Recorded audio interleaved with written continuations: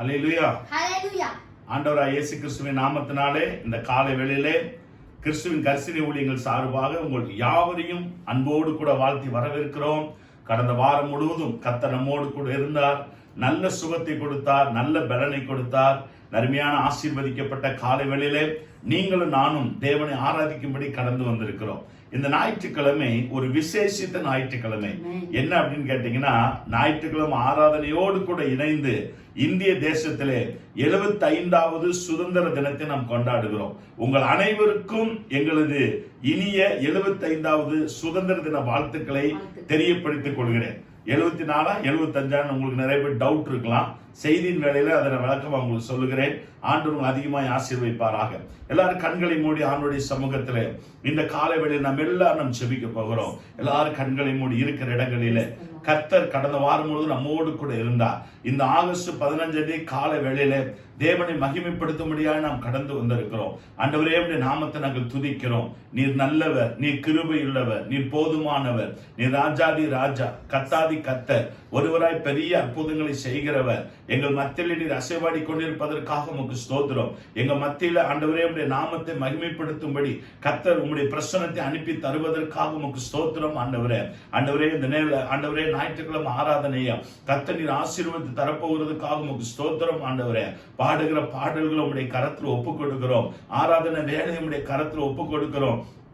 ஆண்டவரே, உம்முடைய தெய்வீக பிரசன்னத்தினால ஜனங்களை நிரப்ப வேண்டும்படி நாங்கள் செபிக்கிறோம். ஆண்டவரே, ஒவ்வொரு குடும்பத்திலும், ஒவ்வொரு இல்லத்திலும், ஒவ்வொரு தனிப்பட்ட நபரையும் உம்முடைய தேவ பிரசன்னத்தினால் இந்த காலை வேளையில் நீர் தொட வேண்டும்படியா நாங்கள் செபிக்கிறோம். ஆண்டவரே, விசேஷமாக இன்றைக்கு உம்முடைய வார்த்தையை ஆண்டவரே இந்த தேசத்தில் அறிவிக்க கர்த்தர் கொடுத்த கிருபைக்காக உமக்கு ஸ்தோத்திரம். ஆண்டவரே, உம்முடைய வார்த்தை, உம்முடைய தீர்க்கதரிசன வார்த்தை, ரேமா வார்த்தைகள் இந்திய தேச கடந்து செல்லும்படியான செபிக்கிறோம். ஆண்டவரே, அப்பா, இந்த நாளிலே ஜனங்களுக்கு பாவத்திலிருந்து உண்மையான சுதந்திரத்தை கர்த்தர் தரப்போகிறதுக்காக உமக்கு ஸ்தோத்திரம். சாபத்திலிருந்து கர்த்தர் உண்மையான சுதந்திரத்தை தரப்போகிறதுக்காக உமக்கு ஸ்தோத்திரம். ஆண்டவரே, தகப்பனே, நீங்க பொறுப்படுத்திக் கொள்ளுங்கப்பா. சிறு பிள்ளைகளை உங்களுடைய கரத்தில் ஒப்புக் கொடுக்கிறோம். ஆண்டவரே, காணிக்க வேலை உம்முடைய கரத்தில் ஒப்புக் கொடுக்கிறோம். இந்த லாக்டவுன் நாட்களாக இருந்தாலும் உம்முடைய ஜனங்கள் உமக்கென்று கொடுக்கிற காணிக்கைகள் தசமபாகங்களை கர்த்தர் ஏற்றுக்கொண்டு அவர்களை கர்த்தர் இந்த பஞ்ச காலத்திலும் வறட்சியான காலத்திலும் ஆண்டவரே நீர் திருப்தியாக்க வேண்டும்படியா நாங்கள் செபிக்கிறோம். ஆண்டவரே, எல்லாவற்றும் உம்முடைய கரத்தில் ஒப்புக் கொடுக்கிறோம். கர்த்தர் பெரிய காரியத்தை செய்வீராக. நீரே பொறுப்படுத்திக் கொள்ளும். இயேசு கிறிஸ்துவின் நாமத்தில் ஜெபிக்கிறோம் நல்ல பிதாவே. ஆமென், ஆமென், ஆமென். அல்லேலூயா. ஆண்டவருடைய வசனம் சொல்கிறது, என் நாமத்தை மகிமைப்படுத்தும் எந்த ஸ்தானத்திலும் வந்து உன்னை ஆசீர்வதிப்பேன் என்று ஆண்டவர் வாக்கு பண்ணி இருக்கிறார். சில பாடல்களை பாடி நம்ம ஆண்டவர் நாமத்தை மகிமைப்படுத்த போகிறோம். நம்ம மத்தியில பாசமா இருக்கிறாங்க. இந்த நேரத்தில் பாடல்களை பாடி கர்த்தர் ஆராதனையில நம்மளை வழிநடத்துவாங்க. நம்ம எல்லாரும் சேர்ந்து ஆண்டவர் நாமத்தை மகிமைப்படுத்துவோம். ஆமென், ஆமென், ஆமென். Praise the Lord. கர்த்தர் நல்லவர். இந்த காலை வேளையிலும் கூட இந்த ஆன்லைன் வாயிலாக இதை பார்த்து கொண்டிருக்கிற, இந்த ஆராதனையில் கலந்து கொண்டிருக்கிற உங்கள் ஒவ்வொருவரையும் நாங்கள் அன்போடு கூட உங்களை வாழ்த்துகிறோம், உங்களை நாங்கள் வரவேற்கிறோம். கர்த்தர் இந்த காலை வேளையிலும் கூட நம் மத்தியில இருந்து நம்மளோடு கூட இருந்து நம்மளை ஒவ்வொரு நாளும் நம்மளை கிருபையாய் நம்மளை வழிநடத்தினார், நம்மளை பாதுகாத்தார். நம்மளோடு கூட இருந்து கடந்து வந்த தேவாதி தேவனே, ராஜாதி ராஜாவை இந்த நாளில சந்தோஷத்தோடு மகிழ்ச்சியோடு நாம் பாடி அவருடைய நாமத்தை நாம் மகிமைப்படுத்த போகிறோம். பாடுவதற்கு முன்பதாக நான் ஒரு சங்கீதத்தை வாசிக்கிறேன். சங்கீதக்காரன் இப்படியாக சொல்கிறார். சங்கீதம் 139வது சங்கீதத்துல, கர்த்தாவே, நீர் என்னை ஆராய்ந்து அறிந்திருக்கிறீர், என் உட்காருதலையும் என் எழுந்திருக்கிறதையும் நீர் அறிந்திருக்கிறீர், என் நினைவுகளை தூரத்திலிருந்து அறிகிறீர், நான் நடந்தாலும் படுத்திருந்தாலும் என்னை சூழ்ந்திருக்கிறீர், என் வழிகள் எல்லாம் உமக்கு தெரியும், என் நாவில் சொல் பிரவாதற்கு முன்னே இதோ கர்த்தாவே அதையெல்லாம் நீர் அறிந்திருக்கிறீர் என்று சொல்லி சங்கீதக்காரன் அழகாக சொல்கிறார். 7ஆம் வசனம் இப்படியாக சொல்கிறது, உம்முடைய ஆவிக்கு மயமாக எங்கே போவேன், உம்முடைய சமூகத்தை விட்டு எங்கே ஓடுவேன் என்று சொல்லி இந்த வேளையிலும் கூட தேவ சமூகத்தில் இருக்கிற ஒவ்வொருவரையும் நிச்சயமாலுமே கர்த்தர் இந்த நாளில நம்ம துதிகள் மத்தியில் வாசம் பண்ணுகிற தெய்வம், துதிக்கு பாத்திரரான தெய்வம், அந்த தேவனை உயர்த்தி இந்த காலை வேளையில பாடி அவருடைய நாமத்தை நாம் மகிமைப்படுத்த போகிறோம். ஜெயம் கொடுக்கும் தேவனுக்கு கோடி கோடி ஸ்தோத்திரம் என்று சொல்லி பாடி நாமத்தை மகிமைப்படுத்துவோம். அல்லேலூயா. எங்களோடு சேர்ந்து இணைந்து பாடுங்க.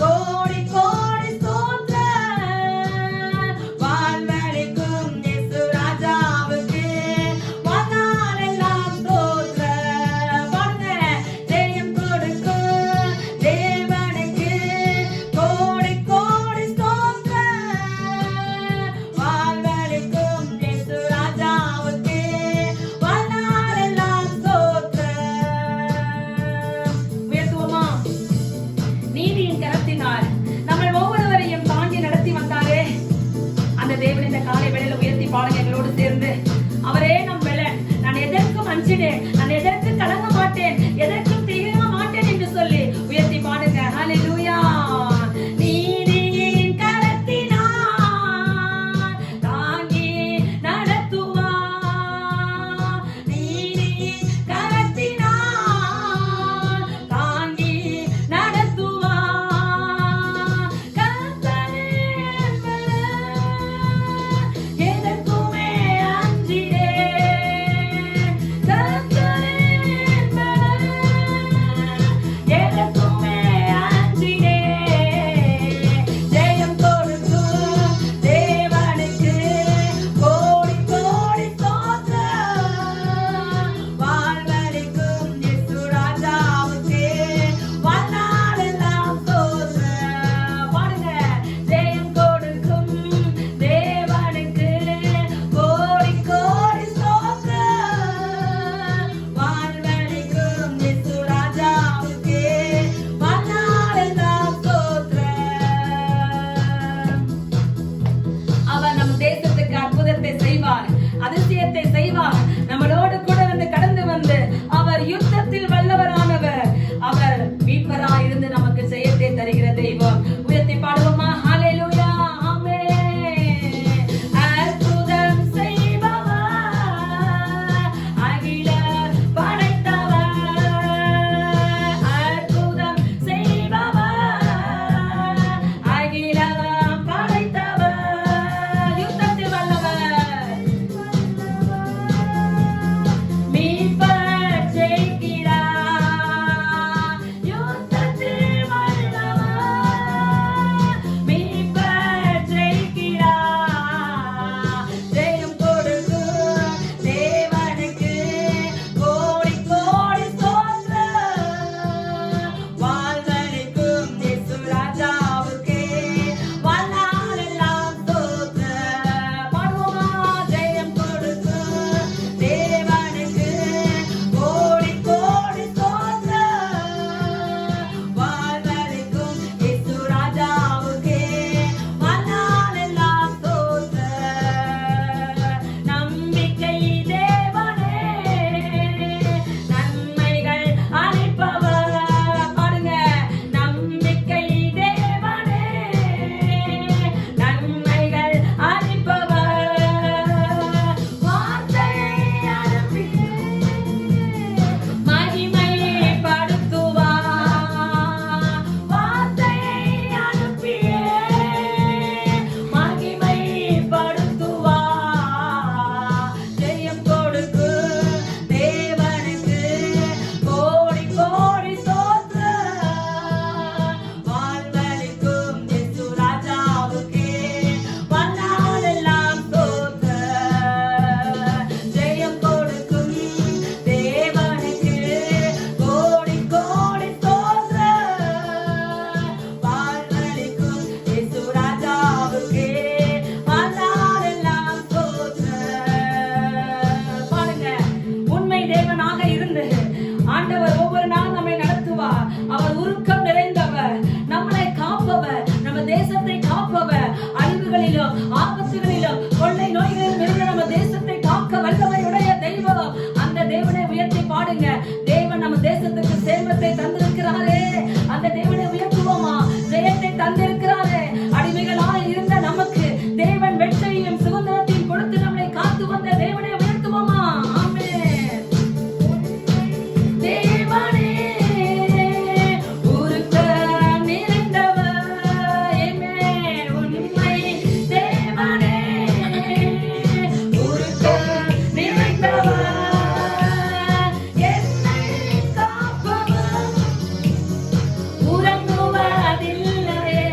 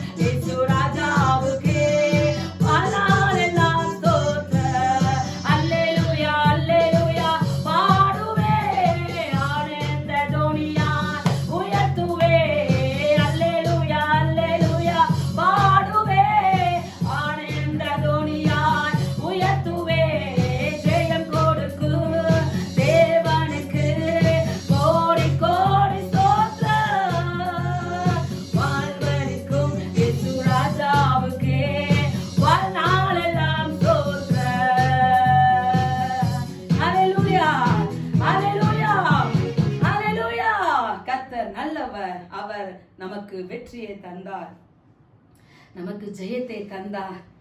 நம் தேசத்துக்கு தேவன் வெற்றியை கொடுத்தாரே, நல்ல தேவன் அல்லவா, எவ்வளவு நல்லவர்.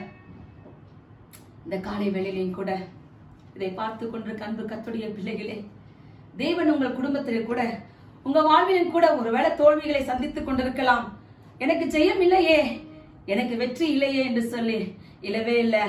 ஆண்டவர் நிச்சயமாலுமே நம்மை வெற்றியை காண செய்கிற தெய்வம், நமக்கு ஜெயத்தை தருகிற தெய்வம். அந்த தேவன் இந்த காலை வேளையில மகிழ்ச்சியோடு சந்தோஷத்தோடு பாடினோம். இந்த காலை வேளையிலும் கூட உள்ளத்தின் ஆழத்திலிருந்து ஆண்டவருக்கு நன்றி சொல்லுங்க. ஆண்டவரே, அப்பா, பிதாவே என்று சொல்லி அவரை கூப்பிடுங்க. குடும்பமாக எல்லாரும் அவருடைய சமூகத்துல உட்கார்ந்து அவரை ஆராதிக்கிற வேளையில, தேவ பாதத்தண்டில் இருக்கிற வேளையில அவர் நம்ம மத்தியில வந்து நம்மளை ஆசீர்வதிக்க வல்லமையுடைய தெய்வம். அந்த தேவனை உயர்த்தி இந்த வேளையில ஆராதனை செய்வோமா? அவர் மகிமைக்கு பாத்திர தேவ பிரசன்னம் இந்த காலை வேளையில அளவில்லாமல் வீடுகளில எங்கெல்லாம் ஆராதனை செய்து கொண்டிருக்கிறீங்களோ அங்கெல்லாம் தேவ மகிமை கடந்து வரும். அவருடைய பிரசனத்தினால தேவன் மூடிக்கொள்ளுவார். அவருடைய மகிமை கடந்து வர வேண்டும். தேவ தூதர்கள் சூழம் பாளையம் இறங்க வேண்டும். ஆண்டவரே என்று சொல்லி உயர்த்தி பாடுங்க. இந்த லாக்டவுன் நாட்களில ஆண்டவரே, உடைய கரம் எங்களோடு கூட இருந்து எங்களை ஆசீர்வதிக்க வேணும், எங்களை நடத்த வேணும், எங்களை பாதுகாக்க வேணும் என்று சொல்லி உயர்த்துவோமா?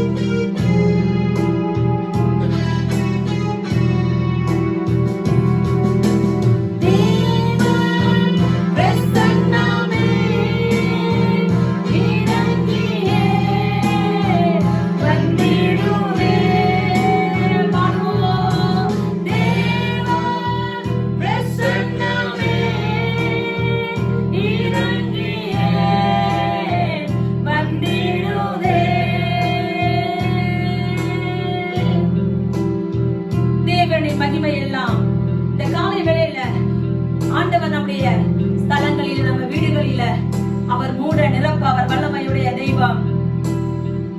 ஆமெல்லோ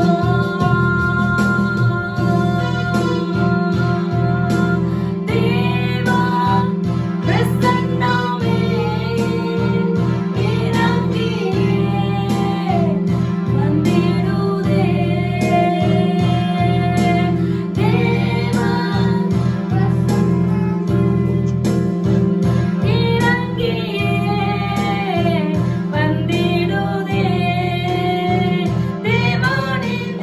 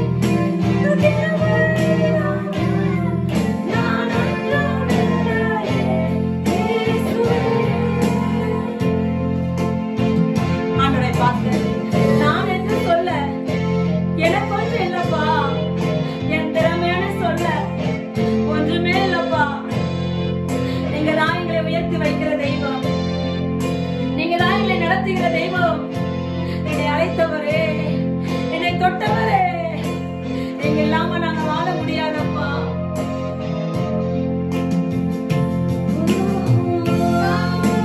நான் அழுதபோது தேற்றிட யாரும் இல்லை.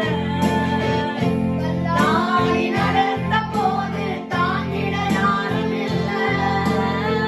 கதறி அழுத நேரத்தில் என் கண்ணீர் துடைத்தது உங்க கிருபை. உங்க கிருபை இல்லைனா நான் இல்லை.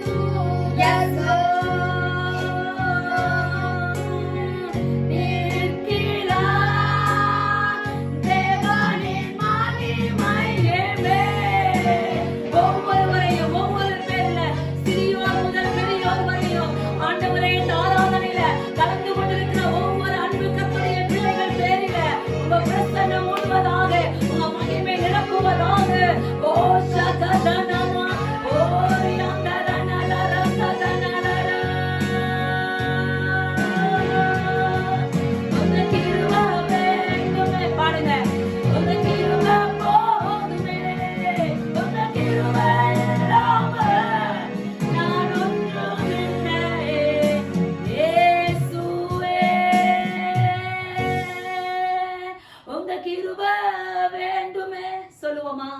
உங்க கிருபை போதுமே, உங்க கிருபை இல்லாம நான் ஒன்றும் இல்லையே இயேசுவே. எஸ் லார்ட், அவர் கிருபை இல்லாட்டா, அவருடைய இறக்கை இல்லாட்டா நம்ம ஒன்றுமே இல்லைங்க. நான் நிற்பதும் நாம் நிர்மூலமாகாமல் இருப்பதும் கர்த்தருடைய சுத்த கிருபையே. உங்க கிருபை இந்த காலை வேளையில எங்கள் ஒவ்வொரு பேரில அளவில்லாமல் ஆண்டவரே இந்த நாளெல்லாம் கடந்து வரட்டும் என்று சொல்லி நாங்கள் கெஞ்சுகிறோம். ஆண்டவரே, உடைய கரம் எங்களோடு கூட இருக்கணும். யாபேஸ் கேட்டது போல, யாபேஸ் தேவ சமூகத்துல கெஞ்சினது போல, தேவரே எங்களை ஆசீர்வதிக்கணும் அப்பா. உடைய கரம் எங்களோடு கூட இருக்கணும் அப்பா. தீங்கு எங்களை துக்கப்படுத்தாதபடிக்கு விலக்கி காத்துக் கொள்ளும் என்று சொல்லி வேண்டிக் கொண்டது, அதே வேண்டிக் கொண்டதை தேவன் அவனுக்கு அருளினார். இந்த காலை வேளையிலும் கூட அன்பு கர்த்தருடைய பிள்ளைகளே, உங்கள் பேரில அவருடைய கரம் கடந்து வந்து நம்மளை ஆசீர்வதிக்க அவர் வல்லமையுடைய தெய்வம். உங்க கரத்தில் எங்களை முற்றிலுமாய் ஒப்புக் கொடுக்கிற ராஜா, என் தெய்வமே, அதினத்தின் காலத்துல நீ நேர்த்தியாய் செய்கிறவர், நேர்த்தியாய் செய்கிறவர். கர்த்தருடைய ஆண்டவரே பிரசன்னம், மாறாத ஆண்டவரே கிருபை எங்கள் ஒருவரோடு கூட சூழ்ந்து கொள்ளட்டும். இந்த நாளெல்லாம் ஆண்டவரே உங்க பிரசன்னத்தினால, மகிமையினால, மேகஸ்தம்பத்தினால, அக்கினி ஸ்தம்பத்தினால எங்களையும் எங்கள் பிள்ளைகளையும் ஆண்டவரே எங்க குடும்பங்களையும் இதை பார்த்து கொண்டிருக்கிற ஒவ்வொரு தேவ பிள்ளைகள் பேரிலையும் கடந்து வரட்டும் என்று சொல்லி நாங்கள் ஆசீர்வதிக்கிறோம் ராஜா. உங்க கிருபையின் பொறுப்பாத்திரங்களை முற்றிலுமாய் ஒப்புக் கொடுக்கிறோம்.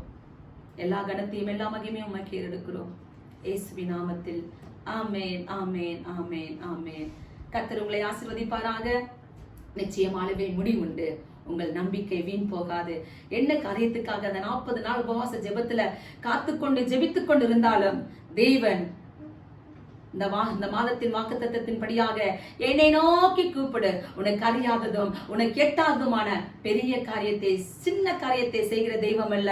அவரை நோக்கி பார்க்கிற ஒவ்வொருவருக்கும் கர்த்தர் வெற்றியை தந்து தேவன் ஜெயத்தை தர அவர் வல்லமையுடைய தெய்வம் என்று சொல்லி உங்களை ஆசீர்வதிக்கிறேன். இப்பொழுது பாஸ்டர் வந்து நமக்கு நல்ல தேவனுடைய வார்த்தையை பகிர்ந்து கொடுப்பார்கள். அவர்களை அன்போடு கூட நாம் வரவேற்போம். கர்த்தர் நல்லவர். Praise the Lord. ஆமென், ஆமென். அல்லேலூயா. ஆண்டவராய் இயேசு கிறிஸ்துவின் நாமத்தினாலே உங்கள் யாவருக்கு அன்பின் நல்வாழ்த்துக்களை தெரியப்படுத்திக் கொள்கிறோம். இந்த அருமையான ஆசீர்வதிக்கப்பட்ட காலை வேளையிலே கர்த்தர் நமக்கு நல்ல ஒரு ஆராதனை நேரத்தை தந்தார். தேவ மகிமை நம்ம எல்லாம் சூழ்ந்து கொள்ளும். இந்த நாளில் ஆண்டவர் தேசத்திலே சேமத்தை ஆண்டவர் நிச்சயமாய் கட்டளையிடுவாராக. அல்லேலூயா. எனவே இந்த நாளிலே உங்கள் அனைவருக்கும் முதலாவது எங்களுடைய இனிய 75வது சுதந்திர தின நல்வாழ்த்துக்களை தெரியப்படுத்திக் கொள்கிறோம். Happy independence day. God bless you. ஆண்டவர் நம்ம இந்திய தேசத்தில் வைத்திருக்கிறார். இந்தியர் என்பதில் நாம் பெருமை கொள்வோம். ஆண்டவர் நம்முடைய வாழ்க்கையில பெரிய காரியத்தை நிச்சயமாய் செய்வாராக. அல்லேலூயா. 74வது சுதந்திர தினமா 75வது சுதந்திர தினமா அப்படின்ட்டு இன்னும் சற்று நேரத்தில் உங்களுக்கு அதை விளங்கி கொள்ள கர்த்தர் நமக்கு நிச்சயமாய் கிருபை செய்வார்.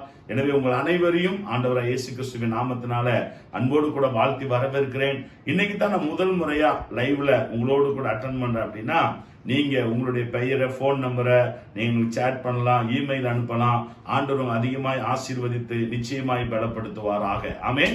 எனவே போன மாசம் ஜூலை 11ஆம் தேதி ஞாயிற்றுக்கிழமை ஆராதனை ஆரம்பிச்சோம். ஆண்டவருடைய கிருபையினால ஒரு 4-5 வாரங்கள் தொடர்ந்து ஆலயத்துக்கு சென்று ஆராதி கர்த்தர் கிருபை தந்தார். ஆனாலும் கொரோனா தொற்று அதிகரிப்பதனாலே நம்ம தமிழக அரசுடைய உத்தரவின்படி இந்த வாரமும் அடுத்த வாரமும் 3 நாட்கள் வெள்ளி, சனி, ஞாயிறு போன்ற நாட்களிலே நாம் வழிபாட்டு ஸ்தலங்களில் கூட தடை விதிக்கப்பட்டுள்ளது. எனவே நம்ம எல்லாரும் இந்த நாளில லைவ்ல கர்த்தரை ஆராய்த்துக் கொண்டிருக்கிறோம். கர்த்தர் உங்களை அதிகமாய் ஆசீர்வதிப்பாராக. எனவே நீங்க தொடர்ந்து ஆலயம் திறந்தாலும் திறக்காவிட்டாலும் தொடர்ந்து இதே 7 மணிக்கும் அதே போல கேடிவில 10 மணிக்கும் இந்த ஆராதனைகள் நேரடியாக ஒளிபரப்பு செய்யப்படும். எனவே நீங்கள் ஆலயத்துக்கு சென்றாலும் பின்பதாக என்ன செய்யுங்க, கர்த்தருடைய வார்த்தை கேளுங்கள். கர்த்தர் உங்களை அதிகமாய் ஆசீர்வதிப்பாராக. அல்லேலூயா. ஆண்டவர் நாம் மகிமைப்படுவதாக. விசேஷமாக சிறு பிள்ளைகளுக்காக அதிகமாய் செபியுங்கள். ஆன்லைன்ல அவர்கள் ஆண்டவர் நாமத்தை மகிமைப்படுத்தும்படி ஆண்டவர் நிச்சயமாய் கிருபை தந்திருக்கிறார். எனவே ஆண்டவர் அவர் வாழ்க்கையில பெரிய காரியங்களை நிச்சயமாய் செய்வாராக. எத்தனை பேருக்கு இந்த 40 நாள் ஃபாஸ்டிங் பிரேயர்ல 14 நாட்கள் நாம் ஜெபம் பண்ணிட்டு இருக்கிறோம். எத்தனை பேர் கர்த்தர் அற்புதம் செய்திருக்கிறார். ஹல்லேலூயா. எனவே இந்த நேரத்திலே எரேமியா 33:3 வார்த்தைகளை நாம் தியானித்துக் கொண்டு வருகிறோம். என்னை நோக்கி கூப்பிடு அப்படின்னு ஆண்டவர் சொன்னார். கால் unto me அப்படிங்கிறத 1ஆம் தேதி நாம் என்ன செஞ்சோம், தியானிச்சோம். அதே போல 8ஆம் தேதியிலே நாம் தேவ சமூகத்தில் தியானிக்கும் போது, நான் உனக்கு உத்தரவு கொடுத்து நம்ம அவர் நோக்கி கூப்பிடுறோம் அப்படின்னா அவர் நமக்கு ரெஸ்பான்ஸ் பண்ணுகிற ஆண்டவர், நமக்கு பதில் கொடுக்கிற ஆண்டவர். அப்படிப்பட்ட தேவனைத்தான் நம்ம என்ன செய்யறோம், ஆராதித்து கொண்டு வருகிறோம். எனவே இந்த நாளிலே அவர் நமக்கு பதில் கொடுக்கிற தேவன். எனவே இந்த 2 வார செய்தியினுடைய லிங்க் கீழே டிஸ்கிரிப்ஷன்ல கொடுத்திருக்கிறேன். ஒருவேளை நீங்க அந்த செய்தி கேட்க விரும்புவீர்கள் என்றால் நீங்க டிஸ்கிரிப்ஷன் சென்று என்ன செய்யுங்க, அந்த லிங்க் நீங்க கிளிக் பண்ணீங்கன்னா அந்த செய்தியை கேட்டு மகிழலாம். கர்த்தர் உங்க வாழ்க்கையில பெரிய காரியங்களை நிச்சயமாய் செய்வாராக. அடுத்த வாரத்திலே எரேமியா 33:3 வசனத்துடைய தொடர்ச்சியான செய்தியை 22ஆம் தேதியும் 29ஆம் தேதியும் நாம் ஆண்டவர் சமூகத்தில் தியானிக்க போகிறோம். இன்றைக்கு ஆகஸ்ட் 15 இருக்கிறதுனால இன்றைக்கு தேசத்தை குறித்து நாம் தேவ சமூகத்தில் தியானித்து தேசத்தை ஆசீர்வதிக்கவும் தேசத்திற்காக ஜெபிக்கவும் கர்த்தர் நமக்கு நிச்சயமாய் கிருபை தந்திருக்கிறார். எனவே இந்த 40 நாட்கள் ஜெபத்திலே ஒவ்வொரு நாளும் காலையில் 5:30 மணி முதல் 6:30 மணி வரைக்கும் தேவ பிள்ளைகள் ஆண்டவர் சமூகத்தில் கூடி திருச்சபையில் ஜெபித்துக் கொண்டு வருகிறார்கள். அதே போல 6 மணிலிருந்து 7 மணி வரைக்கும் நாம் தேவ சமூகத்தில் ஆன்லைன்ல கூடி கர்த்தர் சமூகத்தில் என்ன செய்கிறோம், ஜெபித்துக் கொண்டு வருகிறோம். ஒருவேளை 6 to 7 அந்த நிகழ்ச்சி ஒளிபரப்பு செய்யப்பட்டிருக்கும் என்று நான் விசுவாசிக்கிறேன். எனவே நீங்க என்ன செய்யுங்க, அந்த 6 to 7 நிகழ்ச்சியை தினந்தோறும் கர்த்தர் ஒரு வாக்குத்தத்தத்தை நமக்கு தருகிறார். அந்த வாக்குத்தத்த வார்த்தையின் மூலமாக தேவன் நம்மோடு கூட என்ன செய்கிறார், பேசுகிறார். எனவே நீங்க ஒவ்வொரு நாளும் பாருங்கள். அது மாத்திரமல்ல, அது உங்களுக்கு ரொம்ப ஆசீர்வாதமா இருந்துச்சுன்னா உங்க நண்பர்களுக்கு நீங்க என்ன செய்யுங்க, ஷேர் பண்ணுங்க. கர்த்தர் பெரிய காரியத்தை செய்வாராக. அதே போல இரவு நேரத்தில் 8:30 மணிலிருந்து 9 மணி வரைக்கும் விசேஷமாக கேடிவில வருகிற மக்களுக்காக, அது மாத்திரமல்ல கேர் ஆஃப் கிரைஸ்ட் சர்ச்சில் இருக்கிற திருச்சபை அங்கத்தினருக்காக தொடர்ந்து 40 நாட்கள் காலை மாலையும் ஜெபங்கள் ஏறெடுக்கப்பட்டு வருகிறது.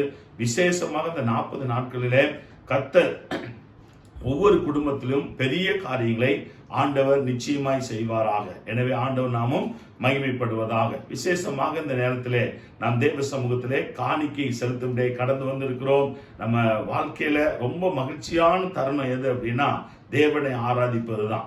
காணிக்கையும் கூட ஒரு ஆராதனை தான், தேவனுக்கென்று படைப்பதுதான். கர்த்தருடைய பொருளாதாரத்தை ஆசீர்வதிக்கும்படியாக நாம் தேவ சமூகத்தில் உற்சாகத்தோடு கூட காணிக்கையும் தசமபாகத்தில் நம்ம படைப்போம். கர்த்தர் நம்முடைய வாழ்க்கையில பொருளாதார குறைவில்லாதபடிக்கு ஆண்டவர் நிச்சயமாக அவர் நம்மை வழி நடத்தி செல்வாராக. அல்லேலூயா. உங்களுக்காக 40 நாட்கள் தொடர்ந்து ஜெபித்துக் கொண்டிருக்கிறோம். இந்த லாக்டவுன் நாட்களிலே ஒருவேளை நீங்க பைனான்ஸ்ல பாதிக்கப்பட்டிருந்தீங்கன்னா கர்த்தர் உங்கள் தேவைகளை கண்டிப்பாய் சந்திக்க வேண்டும் என்று சொல்லி தொடர்ந்து நாங்கள் ஜெபிக்கிறோம். கர்த்தர் உங்கள் தேவை நிச்சயமாய் சந்திப்பாராக.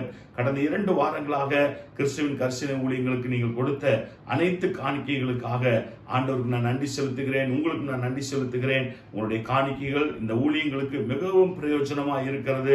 நீங்க கூகுள் பேல 50 ரூபா 100 ரூபாய் எவ்வளவு வேணா அனுப்பலாம். அதை எடுத்து நாங்கள் இந்த ஊழியத்துக்கு பயன்படுத்த ஆண்டவர் நிச்சயமாய் கிருபை தருவாராக. ஒருவேளை ஆன்லைன்ல கொடுக்க விரும்புபவர்கள் எப்படி கொடுக்க வேண்டும் என்று நீங்கள் ஒருவேளை உள்ளத்துல கேள்வி இருக்கும் என்றால் திரையில் பார்க்கின்ற கூகுள் பே நம்பரை நீங்க கான்டாக்ட் பண்ணுங்க. அல்லது சேவிங்ஸ் பேங்க் அக்கௌண்ட்டுக்கு நீங்க அனுப்பலாம். அல்லது கேர் ஆஃப் கிரைஸ்ட் ஃபவுண்டேஷன் அக்கௌண்ட்டுக்கு நீங்க என்ன செய்யலாம், பில்டிங் பண்ண அனுப்பலாம். தொடர்ந்து ஆண்டவர் அதிகமாக ஆசீர்வதிப்பாராக. இதுவரைக்கும் கட்டண நிதிக்கு நீங்கள் கொடுத்த எல்லா காணிக்கைகளுக்காக ஆண்டவருக்கு நாம் நன்றி செலுத்துகிறோம். சீக்கிரத்திலே நாம் ஆலய வேலையை ஆரம்பித்து சீக்கிரத்தில் பிரதிஷ்டை பண்ண ஆண்டவர் நிச்சயமாய் நமக்கு உதவி செய்வாராக. அது நிமித்தம் கர்த்தர் உங்களையும் உங்கள் குடும்பங்களையும் ஆண்டவர் நிறைவாய் ஆசீர்வதிப்பாராக. அல்லேலூயா. எனவே ஆண்டவர் நாம் மகிமைப்படுவதாக. கர்த்தர் உங்கள் காணிக்கைகளை ஏற்றுக்கொண்டு நிறைவான பிரதிபலனை ஆண்டவர் நிச்சயமாய் தருவாராக. விசேஷமாக இந்த நேரத்திலே நாம் ஜெப நேரத்துக்குள்ளாய் கடந்து வந்திருக்கிறோம். என்னை நோக்கி கூப்பிடு, நான் உனக்கு உத்தரவு கொடுத்து என்று ஆண்டவர் சொல்லியிருக்கிறார். 14 நாட்களாக நாம் தேவ சமூகத்தில் ஜெபித்திருக்கிறோம். இந்த 15வது நாளிலும் தேவ சமூகத்தினராய் நாம் கடந்து வந்திருக்கிறோம். ஆண்டவர் இந்த ஜெப வேலை ஆண்டவர் நிச்சயமாய் நமக்கு ஆசீர்வதித்து தருவாராக. எத்தனை பேர் எங்களோடு கூட சேர்ந்து ஜெபிப்பதற்கு நீங்கள் ஆயத்தத்தோடு கூட இருக்கிறீங்க. கர்த்தர் உங்கள் வாழ்க்கையில பெரிய காரியங்களை செய்வாராக. ஆமென். கண்களை மூடி ஆண்டவருடைய சமூகத்துல நாம் எல்லாரும் செபிக்க போகிறோம். ஆண்டவர் சொன்னார், என்னை நோக்கி கூப்பிடு, நான் உனக்கு உத்தரவு கொடுத்து நீ அறியாததும் உனக்கு கெட்டாதுமான பெரிய காரியங்களை உனக்கு அறிவிப்பேன் என்று ஆண்டவர் வார்த்தையில சொல்லி இருக்கிறார். இந்த நேரத்தில் முதலாவதாக நாம் எல்லாரும் ஆண்டவருக்கு நாம் நன்றி செலுத்த போகிறோம். கர்த்தர் கடந்த 14 நாட்களாக நம்முடைய ஜெபங்களை எல்லாம் கேட்டு அநேகருக்கு ஆண்டவர் அற்புதம் செய்து கொண்டு வருகிறார். அநேகருடைய வாழ்க்கையில கர்த்தர் பெரிய காரியங்களை செய்து கொண்டு வருகிறார். எனக்கு அன்பான தேவ ஜனமே, ஆண்டவருடைய சமூகத்தில் காத்திருக்கிற ஜெப வீரர்களே, கர்த்தர் இந்த நாள் ஜெபத்தை கேட்டு உங்களுடைய வாழ்க்கையில ஆண்டவர் பெரிய காரியங்களை செய்ய போகிறார். முதலாவதாக நேரலையில் எங்களோடு கூட இணைந்து ஆராதிக்கிற தேவ பிள்ளைகளுக்காக நாம் ஆண்டவர் சமூகத்தில் ஜெபிக்க போகிறோம். கேப்டிவில ஊழியம் செய்கிற ஒவ்வொரு மக்களுக்காக நாம் ஜெபிக்க போகிறோம். கிறிஸ்துவின் கர்சினை ஊழியங்களில அங்கத்தினர்களாக இருக்கிற ஒவ்வொரு மக்களுக்காக நாம் ஜெபிக்க போகிறோம். எல்லாரும் நம்ம ஆண்டவர் சமூகத்தில் நாம் ஜெபிப்போமா? பரிசுத்தமுள்ள நல்ல ஆண்டவரே, இந்த அருமையான ஆசீர்வதிக்கப்பட்ட ஆண்டவரே காலை வேளைக்காக உங்களுக்கு நன்றி செலுத்துகிறோம். கிறிஸ்துவின் கரிசனை திருச்சபையில அங்கமா இருக்கிற ஒவ்வொரு தேவ பிள்ளைகளுக்காக நாங்கள் ஜெபிக்கிறோம். கடந்த 10 ஆண்டுகளாக இந்த ஊழியத்தின் ஜெபத்தால பொருளாதாரத்தில் தாங்கி வருகிற ஒவ்வொரு தேவ பிள்ளைகளையும் ஆண்டவரின் ஆசீர்வதிக்க போவதற்காக உங்களுக்கு ஸ்தோத்திரம் ஆண்டவரே. ஒவ்வொரு குடும்பத்தின் பேரில ஆண்டவரே உம்முடைய ஆசீர்வாதத்தை சொல்லி நாங்கள் ஜெபிக்கிறோம் ஆண்டவரே. இந்த 40 நாட்கள் யாரெல்லாம் 5:30 மணிலிருந்து 6:30 மணி வரைக்கும் ஜெபிக்கிறாங்களோ, யாரெல்லாம் 9 ஆண்டவரே 6 மணிலிருந்து 7 மணி வரைக்கும் ஜெபிக்கிறாங்களோ, யாரெல்லாம் இரவு 8:30 மணிலிருந்து 9:30 மணி வரைக்கும் ஜெபிக்கிறாங்களோ, யாரெல்லாம் வீடுகளில் கூடி ஜெபிக்கிறாங்களோ, யாரெல்லாம் ஜெபத்தவையோடு கூட காத்திருக்கிறாங்களோ, யாரெல்லாம் ஜெப நோட்ல எழுதி வச்சு ஜெபிக்கிறாங்களோ, யாரெல்லாம் அற்புதத்துக்கு காத்திருக்கிறாங்களோ, கர்த்தர் அவர்களுக்கு இந்த நேரத்தில் உம்முடைய அற்புதத்தை நீர் விளங்க பண்ண வேண்டும்படியான ஜெபிக்கிறோம். இந்த ஆகஸ்ட் 15ஆம் தேதி ஜனங்களுடைய வாழ்க்கையில ஒரு மெய்யான சுதந்திரத்தை ஆண்டவர் கட்டளையிட போகிறதுக்காக உங்களுக்கு நன்றி செலுத்துகிறோம் ஆண்டவரே. தேவனுடைய வல்லமை ஒவ்வொரு குடும்பத்தையும் இந்த வேலையில தொடும்படி நாங்கள் ஜெபிக்கிறோம் ஆண்டவரே. தகப்பனே, நீங்க பெரிய காரியத்தை செய்யுங்கப்பா ஆண்டவரே. கொரோனாவினால் பாதிக்கப்பட்டு ஆஸ்பத்திரியில் அனுமதிக்கப்பட்ட ஒவ்வொரு மக்களுக்காக நாங்கள் ஜெபிக்கிறோம். வீட்டிலே தங்களை தனிமைப்படுத்திக் கொண்டு ட்ரீட்மெண்ட் எடுத்துக்கொண்டிருக்கிற ஒவ்வொரு மக்களுக்காக நாங்கள் ஜெபிக்கிறோம். சிறு பிள்ளைகள், கணவன்மார்கள், மனைவி, ஆண்டவரே, ஊழியர்கள், தேவ மனிதர்கள் எல்லா பேரும் ரத்தத்தை நாங்கள் தெளிக்கிறோம் ஆண்டவரே. கர்த்தாவே, நீ நல்ல சுகத்தையும் பலத்தையும் ஆரோக்கியத்தையும் நீ தர வேண்டும்படியா நாங்கள் ஜெபிக்கிறோம் ஆண்டவரே. கொரோனாவினால் பாதிக்கப்பட்டு கணவனை இழந்தவர்களுக்காக நாங்கள் ஜெபிக்கிறோம். மனைவி இழந்தவர்களுக்காக நாங்கள் ஜெபிக்கிறோம். பிள்ளைகளை இழந்தவர்களுக்காக நாங்கள் ஜெபிக்கிறோம். பெற்றோரை இழந்தவர்களுக்காக நாங்கள் ஜெபிக்கிறோம். போதகர் இழந்தவர்களுக்காக நாங்கள் ஜெபிக்கிறோம் ஆண்டவரே. விசேஷமாக விசுவாசிகளை இழந்தவர்களுக்காக நாங்கள் ஜெபிக்கிறோம். தேசத்தில் நடைபெறுகிற அகால மரணங்களை ரத்த கோட்டைகளாய் ஒப்பு கொடுத்து நாங்கள் ஜெபிக்கிறோம் ஆண்டவரே. நீர் ஒவ்வொருவரையும் ஆறுதல் படுத்துவீராகப்பா. நீர் ஒவ்வொருவரையும் தேர்தல் படுத்துவீராக ஆண்டவரே. உம்முடைய காயப்பட்ட கரத்தினால ஒவ்வொரு மக்களையும் நீர் தொட வேண்டும்படியா நாங்கள் ஜெபிக்கிறோம் ஆண்டவரே. பெரிய காரியத்தை செய்ய போகிறதுக்காக உங்களுக்கு ஸ்தோத்திரம் ஆண்டவரே. கேப்டிவில நடைபெறுகிற எல்லா நிகழ்ச்சிகளும் உடைய கரத்தில் ஒப்பு கொடுக்கிறோம். விசேஷமாக அதிகாலை ஸ்தோத்திர பலி நிகழ்ச்சி உடைய கரத்தில் ஒப்பு கொடுக்கிறோம். நோயிங் கார்டு உடைய கரத்தில் ஒப்பு கொடுத்து ஜெபிக்கிறோம். கேருமன் நிகழ்ச்சி உடைய ரத்த கோட்டைகளாய் ஒப்பு கொடுக்கிறோம் ஆண்டவரே. நீங்க பொறுப்படுத்திக் கொள்ளுங்கப்பா. குதூகலமான குடும்பம் என்கிற குடும்ப நிகழ்ச்சி உடைய கரத்தில் ஒப்பு கொடுக்கிறோம். அவரோடு பழகி என்கிற ஆண்டவரே அப்பா நிகழ்ச்சி உடைய ரத்த கோட்டைகளாய் ஒப்பு கொடுக்கிறோம் ஆண்டவரே. ஆண்டவரே, விசேஷமாக அதிகாலையில் அவருடைய நிகழ்ச்சி உடைய கரத்தில் ஒப்பு கொடுக்கிறோம். ஆண்டவரே, திறப்பில் நிற்போம் நிகழ்ச்சி உடைய கரத்தில் ஒப்பு கொடுக்கிறோம். திரும்பவும் உயிர்ப்பின் நிகழ்ச்சி உடைய கரத்தில் ஒப்பு கொடுக்கிறோம். கேட்கிட்ஸ் உடைய கரத்தில் ஒப்பு கொடுக்கிறோம். சனிக்கிழமை மாலையில் நடக்கின்ற ஆண்டவரே அப்பா ஆராதனை உடைய கரத்தில் ஒப்பு கொடுக்கிறோம். ஞாயிற்றுக்கிழமை காலையில 8 மணிக்கு நடக்கிற ஆராதனை கரத்தில் ஒப்பு கொடுக்கிறோம். சாயங்காலம் நடக்கிற கன்னட ஆராதனை கரத்தில் ஒப்பு கொடுக்கிறோம். கேப்டிவின் மூலமாக என்னென்ன ஊழியங்கள் யாரெல்லாம் செய்து கொண்டிருக்கிறார்களோ ஒவ்வொரு ஊழியங்களையும் கத்த சோசியல் மீடியாவில் நீர் ஆசீர்வதிக்க வேண்டும்படியா நாங்கள் ஜெபிக்கிறோம் ஆண்டவரே. தகப்பனே, நீ பெரிய காரியத்தை செய்வீராக. அப்படி இந்திய தேசத்துக்காக ஜெபம் பண்ணுங்க பார்க்கலாம். இந்தியா சுதந்திரம் அடைந்து 75வது ஆண்டுக்குள்ளாக நாம் பிரவேசிக்கிறோம். கர்த்தர் இந்த நாளிலே தேவன் பாவத்திருக்கிற ஜனங்களை, சாபத்திருக்கிற ஜனங்களை ஆண்டவர் வெளியே கொண்டு வந்து அவரை ஆராதிக்கிற பிள்ளைகளாய் மாற்றும்படி நீங்கள் நானும் தேவ சமூகத்தில் நாம் ஜெபிக்க போகிறோம் ஆண்டவரே. இந்த நேரத்தில் இந்திய தேசத்துக்காக நாங்கள் ஜெபிக்கிறோம் ஆண்டவரே.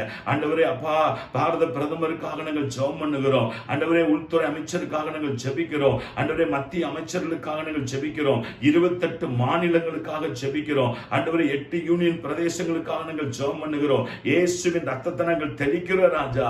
75 ஆண்டுகள் ஆண்டவரே உம்முடைய சமூகத்தை ஒப்பு கொடுக்கிறோம். இதுவரைக்கும் இந்திய தேசத்தில் ரட்சிக்கப்பட்ட மக்களுக்காக உமக்கு ஸ்தோத்திரம். ஆண்டவரே, எத்தனையோ ஊழியங்கள் ஆரம்பிக்கப்பட்டது, அதற்காக உமக்கு ஸ்தோத்திரம். எத்தனையோ மிஷனரிமார்கள் ஆண்டவரே நம்முடைய சமூகத்தில் ரத்தம் சிந்தினாங்க, அதற்காக உமக்கு ஸ்தோத்திரம். ஆண்டவரே, இந்திய தேசத்தில் இயேசுவை ஏற்றுக்கொண்ட எல்லா மக்களுக்காக உம்முடைய நாமத்தை நாங்கள் துதிக்கிறோம். ஏற்படுத்தப்பட்ட எல்லா ஊழியங்களுக்காக உமக்கு ஸ்தோத்திரம். ஆண்டவரே, ஏற்படுத்தப்பட்ட எல்லா திருச்சபைகளுக்காக உமக்கு ஸ்தோத்திரம். இந்த சுதந்திர தினத்துல இந்திய தேசத்தை கர்த்தர் நீர் ஆசீர்வதிக்க வேண்டும்படியா நாங்கள் செபிக்கிறோம். தமிழ்நாட்டை உம்முடைய கரத்தில் ஒப்புக் கொடுக்கிறோம். தமிழக முதல்வருக்காக நாங்கள் செபிக்கிறோம் ஆண்டவரே.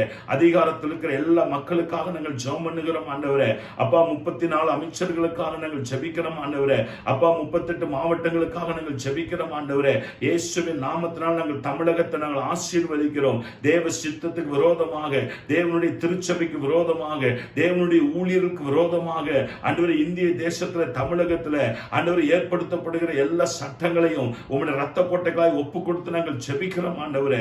உனக்கு விரோதமாய் உருவாக்கப்படும் ஆயுதங்கள்லாம் வாய்க்காது போகும் என்று நீங்க சொன்னீங்களே, அந்த வேத வார்த்தையின்படி உம்முடைய ரத்தத்தினால் கழுவப்பட்ட பிள்ளைகளுக்கு விரோதமாக ஆண்டவரே போடப்படுகிற எல்லா திட்டங்கள் இயேசுவின் நாமத்தில் கேன்சல் ஆவதாக என்று கட்டளையிட்டு நாங்கள் ஜெபிக்கிறோம் ஆண்டவரே. எல்லா அமைப்புகளையும் உம்முடைய கரத்தில் ஒப்பு கொடுக்கிறோம் ஆண்டவரே. ஆண்டவரே, சுவிசேஷத்துக்கு விரோதமாய் செயல்படுகிற எல்லா தீய மனிதர்கள், தீய சக்திகள் எல்லாவற்றும் ரத்த கோட்டைகளாய் ஒப்பு கொடுக்கிறோம். இயேசுவின் நாமத்தினால ஆண்டவரே எல்லாம் செயலிழந்து போவதாக என்று கட்டளையிட்டு நாங்கள் ஜெபிக்கிறோம் ஆண்டவரே. கர்த்தர் நீங்க பெரிய காரியத்தை செய்ய போகிறதுக்காக உங்களுக்கு ஸ்தோத்திர ராஜா. விசேஷமாக இந்த நாளிலே ஆண்டவரே கேர் டிவி ஆரம்பித்து ஒரு ஆண்டு நிறைவானதற்காக உங்களுக்கு நன்றி செலுத்துகிறோம். ஒரு வருஷத்திலே நீ செய்த எல்லா நன்மைகளுக்காக உங்களுக்கு ஸ்தோத்திரம் ஆண்டவரே. கேர் டிவில உழைத்த ஒவ்வொரு மக்களையும் கர்த்தர் நீர் ஆசீர்வதிப்பீராக. பொருளாதாரத்தால் தாங்குகிற மக்களை கர்த்தர் எழுப்ப வேண்டும்படியாக நாங்கள் ஜெபிக்கிறோம் ஆண்டவரே. இதற்காக கொடுக்கிற காணிக்கைகளை கர்த்தர் ஏற்றுக்கொண்டு நிறைவான ஆசீர்வாதங்களை கர்த்தர் நீர் தரப்போகிறதுக்காக உங்களுக்கு ஸ்தோத்திரம் ஆண்டவரே. ஆண்டவரே, நம்முடைய நாமத்தை நாங்கள் உயர்த்துகிறோம். கோவை மாவட்டத்தை நாங்கள் ஆசீர்வதிக்கிறோம். மாவட்ட ஆட்சியர்களை நாங்கள் ஆசீர்வதிக்கிறோம். IAS IPS அதிகாரத்தில் மக்களுக்காக செபிக்கிறோம். மருத்துவர்கள், செவிலியர்கள், தன்னார்வ தொண்டு நிறுவனங்கள், ஆண்டவரே தன்னார்வ தொண்டு செய்கிறவர்கள், ஆண்டவரே துப்புரவு பணியாளர்கள் எல்லாரையும் ரத்த கோட்டைகளாய் ஒப்பு கொடுக்கிறோம் ஆண்டவரே. உம்முடைய ரத்தத்தை தெளிக்கிறோம் இயேசுவின் நாமத்தினால. ஆண்டவரே, வெளியேறப்பட்ட ரத்தத்தினால எங்களை நீங்க சம்பாதிச்சு கொண்டீங்களே, அதை இந்த தேசம் பார்க்கும்படிக்கு கர்த்தர் கிருபை தர வேண்டும்படியாக நாங்கள் செபிக்கிறோம் ஆண்டவரே. அப்போஸ்தல ஊழியம் செய்றவங்க, சுவிசேஷ ஊழியம் செய்றவங்க, போதகர்கள், மேய்ப்பர்கள், தீர்க்கதரிசிகள், தென்னிந்திய திருச்சபைகள் ஆண்டவரே, ஆட்சி திருச்சபைகள் ஆண்டவரே, பெண்டிகாஸ் திருச்சபைகள், ஊழியர்கள் எல்லாரும் ரத்த கோட்டைகளாய் ஒப்பு கொடுக்கிறோம். கர்த்தர் பெரிய காரியங்களை நீங்க செய்ய போறதுக்காக உமக்கு ஸ்தோத்திரம். தொடர்ந்து பொறுப்படுத்திக் கொள்ளுங்க. இயேசு கிறிஸ்துவின் நாமத்தில் ஜெபிக்கிறோம் நல்ல பிதாவே. ஆமென், ஆமென், ஆமென், ஆமென். அல்லேலூயா. கர்த்தர் நம்மை அதிகமாய் ஆசீர்வதிப்பாராக. நான் உங்களுக்கு சொன்னேன் இல்லையா, 74வது சுதந்திர தினமா 75வது சுதந்திர தினமா அப்படின்ட்டு. பொதுவாக பார்த்தீங்கன்னா பிறந்த நாள், கல்யாண நாள் இதெல்லாம் நம்ம எப்போ கொண்டாடுவோம்னா பிறந்து முடிஞ்ச பிறகு தான் கொண்டாடுவோம். ஒரு குழந்தை உலகத்தில் பிறக்கும் போதே அன்னைக்கு ஃபர்ஸ்ட் பர்த்டே யாரும் கொண்டாட மாட்டாங்க. ஒரு வருஷம் முடிஞ்ச பிறகு அப்புறம் ஒரு வருஷம் முடிஞ்சிருச்சு, எனவே ஃபர்ஸ்ட் பர்த்டே கொண்டாடுறோம் அப்படின்னு கொண்டாடுவாங்க. அதே மாதிரி கல்யாண நாள், கல்யாணத்தன்னைக்கு கொண்டாட மாட்டாங்க. அன்னைக்கு தானே கல்யாணமே ஆகுது. அப்புறம் ஒரு வருஷம் எந்த பிரச்சனையும் இல்லாமல் ஆண்டவர் நடத்தி அந்த ஒரு வருஷம் முடிஞ்ச பிறகுதான் ஃபர்ஸ்ட் ஆனிவர்சரி அப்படின்னு நம்ம என்ன செய்வோம், கொண்டாடுவோம். யாராவது வீட்டில் மரணம் ஏற்பட்டுச்சு அப்படின்னா அவங்க இறந்து போன பிறகு ஒரு வருஷம் கழிச்சு 1ஆம் ஆண்டு நினைவு அஞ்சலி அப்படின்னு சொல்லிட்டு என்ன செய்வோம், கொண்டாடுவோம். இந்த வகையில நீங்க பார்க்க போனீங்கன்னா 74வது சுதந்திர தினம் தான். ஆனா 1947 ஆகஸ்ட் 15ஆம் தேதி அன்னைக்கே மக்கள் கொண்டாடி இருப்பாங்க. 1947 கொண்டாடி இருப்பாங்க. அப்ப 1946 வரைக்கும் சுதந்திரம் இல்லாம இருந்துச்சு. அப்போ நீங்க 46 கழிச்சிட்டீங்கன்னா அந்த சைடு 54 வருஷம், இந்த சைடு வந்து 21. அப்ப 54 21 எவ்வளவு வச்சுங்க, 75. எனவே 75வது சுதந்திர தினத்துக்கு நேரம் நம்ம என்ன செஞ்சிருக்கிறோம், கடந்து வந்திருக்கிறோம். ஒரு கம்பெனி ஆரம்பிக்கிறாங்கன்னா ஆரம்பிச்சன்னைக்கே கொண்டாடிடுவாங்க, அதான் எஸ்டாப்ளிஷ்னு சொல்லி சொல்லுவாங்க. எனவே 75வது சுதந்திர தினத்துக்கு நேரம் என்ன செஞ்சிருக்கிறோம், கடந்து வந்திருக்கிறோம். ஆண்டவர் பெரிய காரியங்களை தேசத்தில் என்ன செய்கிறார், செய்து கொண்டு வருகிறார். ஆண்டவர் நாமம் நிச்சயமாய் மகிமைப்படுவதாக. அல்லேலூயா. இந்த நேரத்திலே உங்களுக்கு ஆண்டவருடைய வார்த்தையை பகிர்ந்து கொள்ளும்படி விரும்புகிறேன். எத்தனை பேர் உற்சாகமா இருக்கிறீங்க? அல்லேலூயா. இன்னைக்கு பாத்தீங்கன்னா சுதந்திர தினமா இருக்கிறதுனால நிறைய பேர் என்ன செய்வாங்க, சிறப்புரை ஆற்றுவாங்க. நம்ம சிறப்புரை ஆற்ற வரல, வேத வசனத்தை எடுத்து இந்த தேசத்தின் மேல் நம்ம சொல்ல போகிறோம். கர்த்தர் நம்முடைய வாழ்க்கையில அவர் பெரிய காரியங்களை நிச்சயமாய் செய்ய போகிறார். அல்லேலூயா. வாசிங்க பார்க்கலாம். சங்கீதம் 16வது சங்கீதம் 6வது வசனம் வாசிங்க. 16வது சங்கீதம் 6வது வசனம். 16வது சங்கீதம் 6வது வசனம். நேர்த்தியான இடங்களில் எனக்கு பங்கு கிடைத்தது, ஆம் சிறப்பான சுதந்திரம் எனக்கு உண்டு. சிறப்பான சுதந்திரம் எனக்கு உண்டு. தாவீது சொல்லுகிறார், நேர்த்தியான இடங்களில் எனக்கு பங்கு கிடைத்தது, ஆம் சிறப்பான சுதந்திரம் எனக்கு உண்டு. எத்தனை பேர் இந்த ஆகஸ்ட் 15 ஒரு சிறப்பான சுதந்திரமா நினைக்கிறீங்க? ஆமென். மற்ற வருஷத்துல ஆகஸ்ட் 15 வந்து மற்ற நாட்கள் அது வரும். ஆனா 2021 விசேஷமாக இந்த 75வது சுதந்திர தினம் ஞாயிற்றுக்கிழமை வந்திருக்கிறது. பரிசுத்தமான ஓய்வு நாள். இந்த நாளிலே தேவன் இந்த நாளை விசேஷித்த விதத்தில் ஆசீர்வதித்திருக்கிறார். எனவே இந்த 75வது சுதந்திர தினத்துல கர்த்தர் நமக்கு சிறப்பான சுதந்திரத்தை என்ன செஞ்சிருக்கிறார், தந்திருக்கிறார். ஆண்டவர் நாம மகிமைப்படுவதாக. நம்ம எரேமியா 33:3 3வது பகுதி அடுத்த வாரம் நம்ம தியானிப்போம். இன்னைக்கு சுதந்திர தினமா இருக்கிறதுனால உங்களோடு கூட என்ன கர்த்தருடைய வார்த்தையை பகிர்ந்து கொள்ள போகிறேன் என்றால், என் தேசம் என் பெருமை, என் தேசம் என் பெருமை, மை நேஷன் மை பிரைட். அதை பத்தி உங்களோடு கூட பேச போகிறேன். எத்தனை பேரு இந்தியர் அப்படிங்கிறதுல எத்தனை பேர் சந்தோஷமா இருக்கிறீங்க? அல்லேலூயா. இந்தியன் என்பதிலே நாம் பெருமை கொள்வோம். நான் இந்தியாவில் பிறந்ததுக்காக ஆண்டவருக்கு நான் நன்றி செலுத்துகிறேன் என்று சொல்லி இன்னைக்கு நம்ம என்ன செய்யறோம், நம்ம பார்க்க போகிறோம். முதலாவதாக இந்த இந்திய தேசத்தை பத்தி ஒரு 5 காரியத்தை சொல்லி, இந்திய தேசத்தில் நம்ம என்ன செய்யணும் அப்படிங்கிறத 5 காரியத்தை சொல்லி இன்னைக்கு நம்ம தேசத்துக்காக என்ன செய்ய போறோம், ஜெபம் பண்ண போகிறோம். நம்ம மனசுல இந்த வார்த்தைகளை தான் கொண்டு வர போகிறோம். முதலாவதாக வாசி பார்த்தீங்கன்னா உபாகமம் 8வது அதிகாரம் 10வது வசனம் வாசி பாருங்க. உபாகமம் 8வது அதிகாரம் 10வது வசனம். ஆகையால் நீ புசித்து திருப்தி அடைந்திருக்கையில் உன் தேவனாகிய கர்த்தர் உனக்கு கொடுத்த அந்த நல்ல தேசத்துக்காக அவரை ஸ்தோத்திரிக்க கடவாய். உன் தேவனாகிய கர்த்தர் உனக்கு கொடுத்த நல்ல தேசத்துக்காக. எத்தனை பேர் இந்தியா நல்ல தேசம்ன்றீங்க? அல்லேலூயா. அன்னைக்கு இஸ்ரவேல் ஜனங்கள் எகிப்தில் இருந்தாங்க. எகிப்தில் இருந்தவங்களுக்கு கர்த்தர் என்ன பண்ணாரும், நல்ல தேசத்தை கொடுக்க விரும்பினார். கானான் தேசத்துக்கு போங்க அப்படின்னு சொல்லி ஆண்டவர் இஸ்ரவேல் ஜனங்களை என்ன செஞ்சாருங்க, நடத்தினா. அப்போ நம்ம பிறந்த தேசம்னா நமக்கு நல்ல தேசம். பக்கத்துல சொல்லுங்க, நல்ல தேசத்துக்காக நீங்கள் புசித்து திருப்தி அடைந்திருக்கையில் நல்ல தேசத்துக்காக நீ ஆண்டவர் சமூகத்தில் என்ன செய்ய, நன்றி செலுத்து அப்படின்னு சொல்லிட்டு. இந்தியாவில் பிறந்தவங்களே நிறைய பேர் இந்தியாவை பிடிக்காதும்பாங்க. அது எப்படிங்க?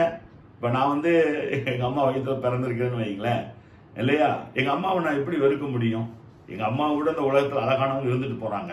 எங்கள் அம்மாவை விட உலகத்தில் நல்ல வசதியானவங்க இருந்துட்டு போகிறாங்க. அதுக்காக என் தாயை நான் எப்படி விட்டு கொடுக்க முடியும்? அதனால தான் சொல்கிறாங்க, இந்தியா என் தாய் நாடுன்றாங்க, தகப்பன் நாடுன்னு சொல்றது இல்லை. அந்த தாய் நாடுங்கிறதுக்கு அர்த்தம் என்ன தெரியுங்களா? பிறப்பை பற்றி சொல்லப்படுகிறது. பிறப்பை பற்றி சொல்லப்படுகிறது. நான் இந்த இந்தியாவில் பிறந்திருக்கிறேன், எனக்கு பிறப்புரிமை அப்படின்னு சொல்லிட்டு ஒன்று இருக்கு, பெர்த் ரைட் அப்படிம்பாங்க. நம்ம ஒரு குடும்பத்தில் பிறந்தவங்க நமக்கு உரிமை இருக்கு இல்லைங்களா? என் சொத்தை என்ன குடு கேட்டு வாங்குறோம்ல, அதே மாதிரிதான் இந்தியாவில் நான் ஒரு இந்திய குடிமகன், நான் இந்தியாவில் பிறந்திருக்கிறேன். அதனால இந்தியா வந்து என்னுடைய தாய் நாடு. தாய் நாடுன்னு என்ன அர்த்தம்? நான் பிறந்திருக்கிறேன் இங்க. நான் உலகத்தில் எங்க வேணாலும் சுத்திட்டு வரலாம். அமெரிக்கா போகலாம், கனடா போகலாம், ஆஸ்திரேலியா போகலாம், கடலுக்கு அடியில் போகலாம், பூமிக்கு மேலையும் போகலாம், வானத்துக்கும் போகலாம். ஆனா இந்தியா தான் என்னுடைய தாய் நாடு. அப்ப ஆண்டவருடைய வசனம் சொல்லுகிறது, கர்த்தர் உனக்கு கொடுக்கிற தேசம் நல்ல தேசம் அப்படின்னு சொல்லி ஆண்டவர் சொல்லுகிறார். ஒருவேளை இந்தியா பிறந்தவங்களுக்கு அமெரிக்காவில் போய் பிறந்தா என்ன அப்படின்னு சொல்லிட்டு யோசனை வரும். அமெரிக்காவில் பிறந்தவங்களுக்கு இந்தியாவில் பிறந்தா என்ன அப்படின்னு சொல்லிட்டு யோசனை வரும். அக்கறைக்கு இக்கரை பச்சை அப்படிம்பாங்க. உலகம் உருண்டுதாங்க, எங்க போனாலும் இதே சூழ்நிலை காணப்பட போகிறது. ஆனா இன்னைக்கு 75வது சுதந்திர தினத்தை கொண்டாடுகிற பொழுது நம் வாயினால நம்ம தேசத்தை நல்ல தேசம் என்று சொல்லி அறிக்கையிட வேண்டும். எல்லாம் சொல்லுங்க பார்க்கலாம், இந்தியா நல்ல தேசம். எல்லாம் சொல்லுங்க பார்க்கலாம், இந்தியா எப்படிப்பட்ட தேசங்க? நல்ல தேசம். இந்தியாவை யார்ட்டையும் விட்டே கொடுக்காதீங்க. நம்ம தேசம் எப்பவுமே நல்ல தேசம் தான். எத்தனையோ குறைவுகள் இருந்துட்டு போகுது. ஒரு குடும்பத்தில் குறைவு இருந்தா குடும்பம் தூக்கி போட முடியுமா? வேலை செய்யற இடத்துல சில பிரச்சனைகள் வேலையை தூக்கி போட முடியுமா? நம்ம சரீரத்திலே சில குறைவுகளுக்கு சரீரத்தை தூக்கி வேண்டாம்னு சொல்லி வெளியில போட முடியுமா? எல்லா இடத்திலும் குறைவுகள் இருக்கத்தான் செய்யும். ஆனால் தேவன் நம்ம கொடுத்திருக்கிற தேசம் இந்த இந்திய தேசம். ரிச்சர்ட் பாஸ்டர் கர்த்தர் இந்தியாவில தான் பிறக்கும்படி ஆண்டவர் முன்குறித்தார். எனவே நான் இந்திய தேசம் நல்ல தேசம் என்று சொல்லி நான் அந்த காலை வேளையில அறிக்கை எடுக்கிறேன். நம்முடைய நாடு நல்ல நாடுங்க. அல்லேலூயா. நல்ல நாட்டுக்காக நான் ஆண்டவருக்கு என்ன செய்கிறேன்? நன்றி செலுத்துகிறேன். இரண்டாவதாக பார்க்கிற பொழுது சங்கீதம் 47:4 வாசிங்க பார்க்கலாம். சங்கீதம் 47:4. தமக்கு பிரியமான யாக்கோபின் சிறப்பான தேசத்தை நமக்கு சுதந்திரமாக தெரிந்தளிப்பார். அங்க வேதவசனம் சொல்கிறது, தமக்கு பிரியமான யாக்கோபின் தேசத்தை நமக்காக ஆண்டவர் என்ன செய்வாருங்க? சிறப்பான தேசத்தை நமக்காக தெரிந்தளிப்பார். அங்க கானான் தேசம் எல்லாருக்கும் பங்கிடப்பட்டு கொடுக்கப்பட்டதுங்க. யோசுவா தான் என்ன பண்றாரு? 12 கோத்திரங்களுக்கும் தேசத்தை என்ன செஞ்சாருங்க? பங்கிட்டு கொடுத்தார். சிறப்பான தேசம். முதலாவது நான் சொன்னேன் நல்ல தேசம். ரெண்டாவது சிறப்பான தேசம். சிறப்பான தேசம்னா நிறைய சிறப்புகள் நிறைந்த நாடுங்க நம்முடைய நாடு. நீங்க பாத்தீங்கன்னா உலகத்துல 7வது பெரிய நாடு. 7ங்கிற வார்த்தையே பூரணம் தானே இல்லையா? 7 அப்படிங்கிறதே பூரணமான வார்த்தை தான். அப்ப பாருங்க, ஆண்டவர் இந்தியாவை 7வது இடத்துல வைத்திருக்கிறார். 7வது பெரிய நாடு அப்படின்னு சொல்லி நம்ம என்ன செய்கிறோம்? பார்க்கிறோம். நம்ம நாட்டில் கடல் நீளம் இருக்குல்ல, கடல் நீளம் அது எவ்வளவு தெரியுங்களா? 7517 கிலோமீட்டர் அல்லது 4671 மைல் நீளம் கடல் எல்லையை கொண்டது நம்முடைய இந்திய நாடு. 3 புறமும் தண்ணியினால சூழப்பட்டிருக்கு. ஒரு பக்கம் பார்த்தீங்கன்னா அங்கே பூமியினால் என்ன செய்யப்பட்டிருக்கு? சூழப்பட்டிருக்குன்னு சொல்லி நம்ம பார்க்கிறோம். அது மாத்திரமல்ல, ஜனத்தொகையில 2வது பெரிய நாடு நம்ம நாடு தான். 2011 கணக்கின்படி 121 கோடி மக்கள் இருக்கிறாங்க. யோசிச்சு பாருங்க, பரலோகத்துல 121 கோடி மக்கள் ரட்சிக்கப்பட்டு உள்ள போயிடணும் இல்லையா? அப்ப இந்தியாவுக்கு பெருமை பாருங்க. ஏன்னா 2வது பெரிய நாடு இந்தியா தானே. அப்ப பரலோகத்தை இந்தியர்கள் நிரப்பணும். ஏற்கனவே பாட்டில் எழுதியிருக்காங்க, பரலோகத்தை இந்தியர்கள் நிரப்பணும்னு சொல்லிட்டு. அப்ப 121 கோடி மக்கள்ல நானும் ஒருவனாக இருக்கிறேன். 2வது பெரிய நாட்டில் ஆண்டவர் என்னை ஒரு மெம்பரா வச்சிருக்கிறாரு. அப்படிங்கும் போது எனக்கு ரொம்ப சந்தோஷமாக காணப்படுகிறது. அது மாத்திரமல்ல, மிகவும் சிறப்பு வாய்ந்த கலாச்சாரத்தை கொண்டது, நாகரிகத்தை கொண்டது. சிந்து சமவெளி நாகரிகம், ஹரப்பா நாகரிகம், மொகஞ்சாதாரா நாகரிகம், அதெல்லாம் நம்ம படிச்சிருக்கோம் இல்லைங்களா? இதெல்லாம் பண்டைய கால நாகரிகங்கள். இன்னைக்கு கீழடியில போய் பார்த்தீங்கன்னா அவங்க எடுக்கிறாங்க, இந்த மாதிரி தாலி எடுத்தோம், பழங்காலத்தில் அவங்க யூஸ் பண்ணது எடுத்தோம். என்ன ஒரு சிறப்பு பாருங்க. நம்ம இந்தியாவில் தமிழ்நாட்டிலே பாருங்க எத்தனை சிறப்பு வாய்ந்தது இல்லைங்களா? பார்த்தீங்கன்னா இந்த உலகத்திலேயே நல்ல ஒரு பெரிய சர்ச்சு இங்கே என்ன செய்கிறது இருக்குன்னு சொல்லி நம்ம பார்க்குறோம். அது மாத்திரமல்ல, தாஜ்மஹாலும் இங்கே கட்டி வச்சிருக்கிறாங்க. அது மாத்திரமல்ல, தஞ்சை பெரிய கோயிலும் கட்டி வச்சிருக்கிறாங்க. இந்தியா ஒரு மதச்சார்பற்ற நாடுங்க. பார்த்தீங்கன்னா அங்கே எல்லாமே என்ன செய்கிறது? காணப்படுதுன்னு சொல்லி பார்க்குறோம். அது மாத்திரமல்ல, 28 மாநிலங்கள், 8 யூனியன் பிரதேசம் நம்ம இந்திய தேசத்தில் இருக்கு. இவ்வளவுதான் சிறப்பு வாய்ந்ததுன்னு சொல்லி நம்ம பார்க்கிறோம். சிறந்த பண்பாடு கொண்டதுங்க இந்தியா. சிறந்த பண்பாடு என்ன தெரியுங்களா? எத்தனை இனங்கள் இருக்கிறாங்க இந்தியாவில், எத்தனை இனங்கள் இருக்கிறாங்க இல்லையா?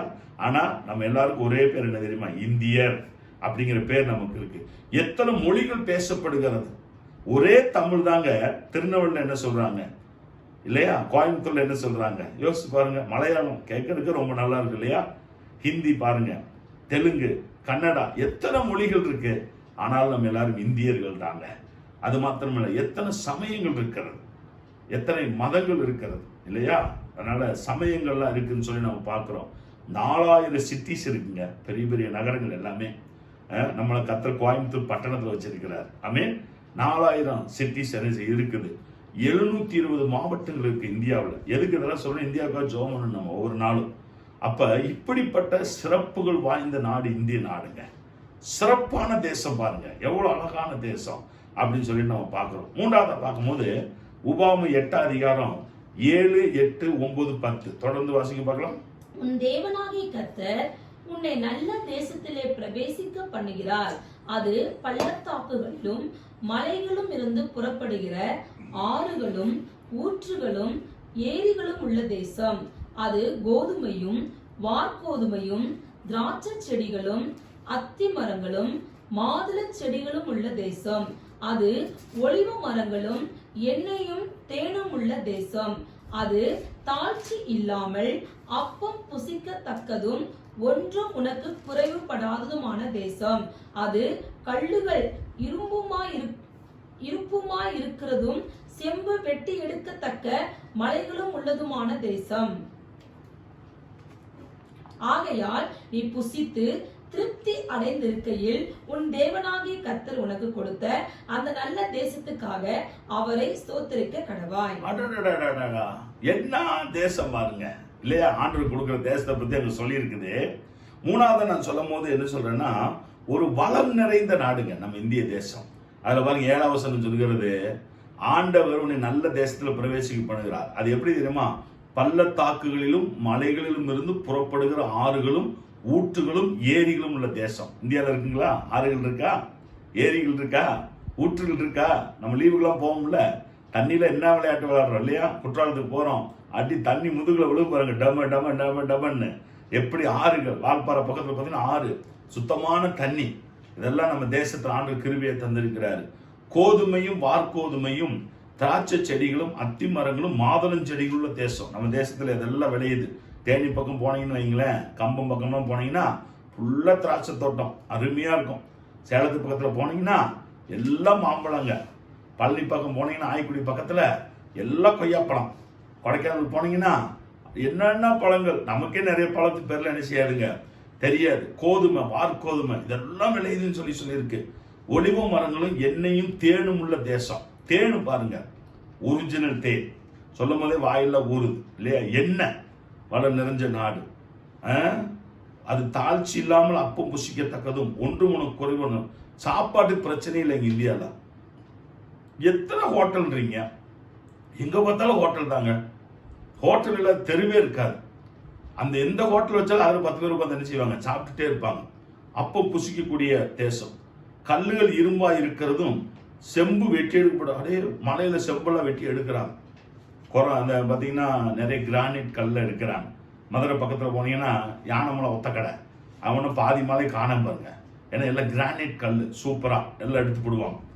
அப்போ 10ஆம் வசனம், அதனால கர்த்தர் உனக்கு கொடுத்த நல்ல தேசத்துக்காக நீ ஆண்டவருக்கு என்ன செய்ய? நன்றி செலுத்து. இந்திய தேசத்துல எவ்வளோ வளம் நிறைஞ்சிருக்கு இல்லையா? இது நீங்க சினிமா பட்டு நினைக்க வேண்டாம். ஒரு கவிஞர் எழுதியிருக்கிறார், அதுதான் நான் பாடுறேன்.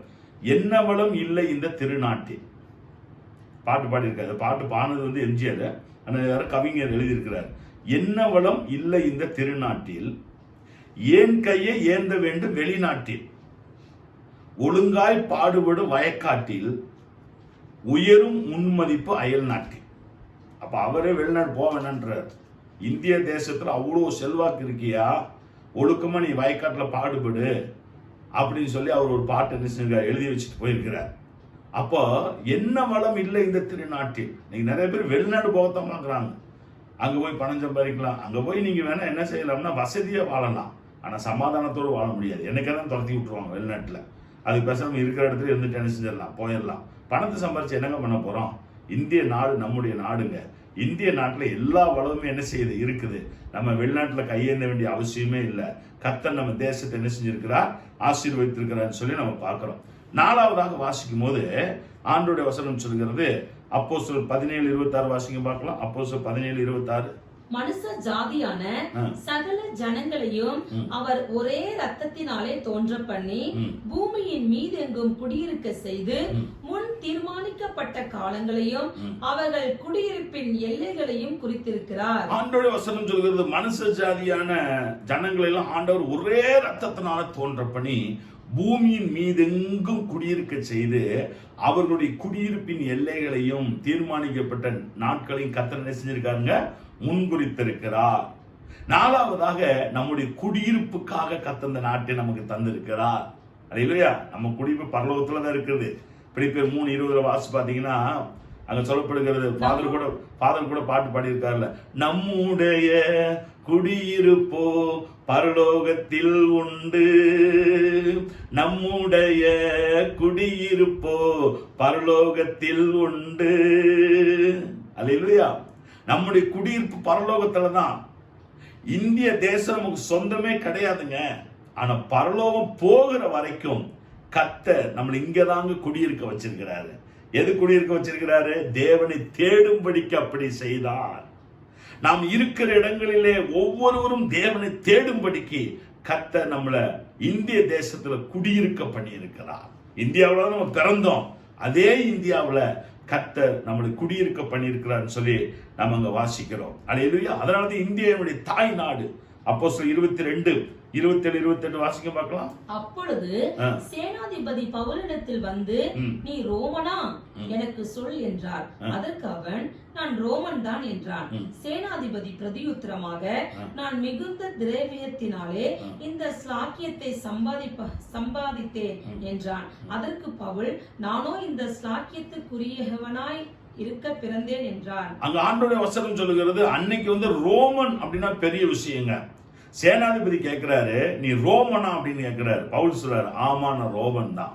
நான் இப்ப கேட்கிறேன், இந்த நிகழ்ச்சி நீங்க பார்த்துக்கிட்டு இருக்கிறீங்க, நீங்க ஒரு இந்தியனா அப்படின்னு கேட்ட நீங்க என்ன சொல்லணும்? ஆமா இந்தியன் தான். அப்ப அந்த சேனாதிபதி சொல்லுகிறான், நான் வந்து மிகுந்த திரவியத்தினாலே இந்த ஸ்லாக்கியத்தை பெற்றேன். அப்ப பவுல்கிட்ட கேட்கணும், பவுல் சொல்றாரு, நான் இதுக்காகவே பிறந்தேன் அப்படின்னு சொல்லி சொல்றாருங்க. அல்லேலூயா. இந்தியாவில் நீங்கள் நான் வந்து சிட்டிசன்ஷிப் எடுக்க கிடையாது. அதற்காகவே இந்தியாவில் நம்ம என்ன செஞ்சிருக்கிறோம்? பிறந்திருக்கிறோம். அவ்வளவுதான். நம்ம ஒரு நாட்டில் பிறந்துட்டு இன்னொரு நாட்டில் போய் இந்த நாட்டுக்கு சொந்தக்காரன் சொல்றதுக்கு நமக்கு ஒரு ரைட்ஸும் கிடையாது. இந்தியாவில் தான் என் பிறந்தோம். இந்தியா தான் எனக்கு தாய் நாடு. நான் இதுக்காகவே பிறந்தேன். வெளிநாட்டில் நிறைய பேர் இந்தியாவை ரொம்ப நேசிக்கிறாங்க, ரசிக்கிறாங்க.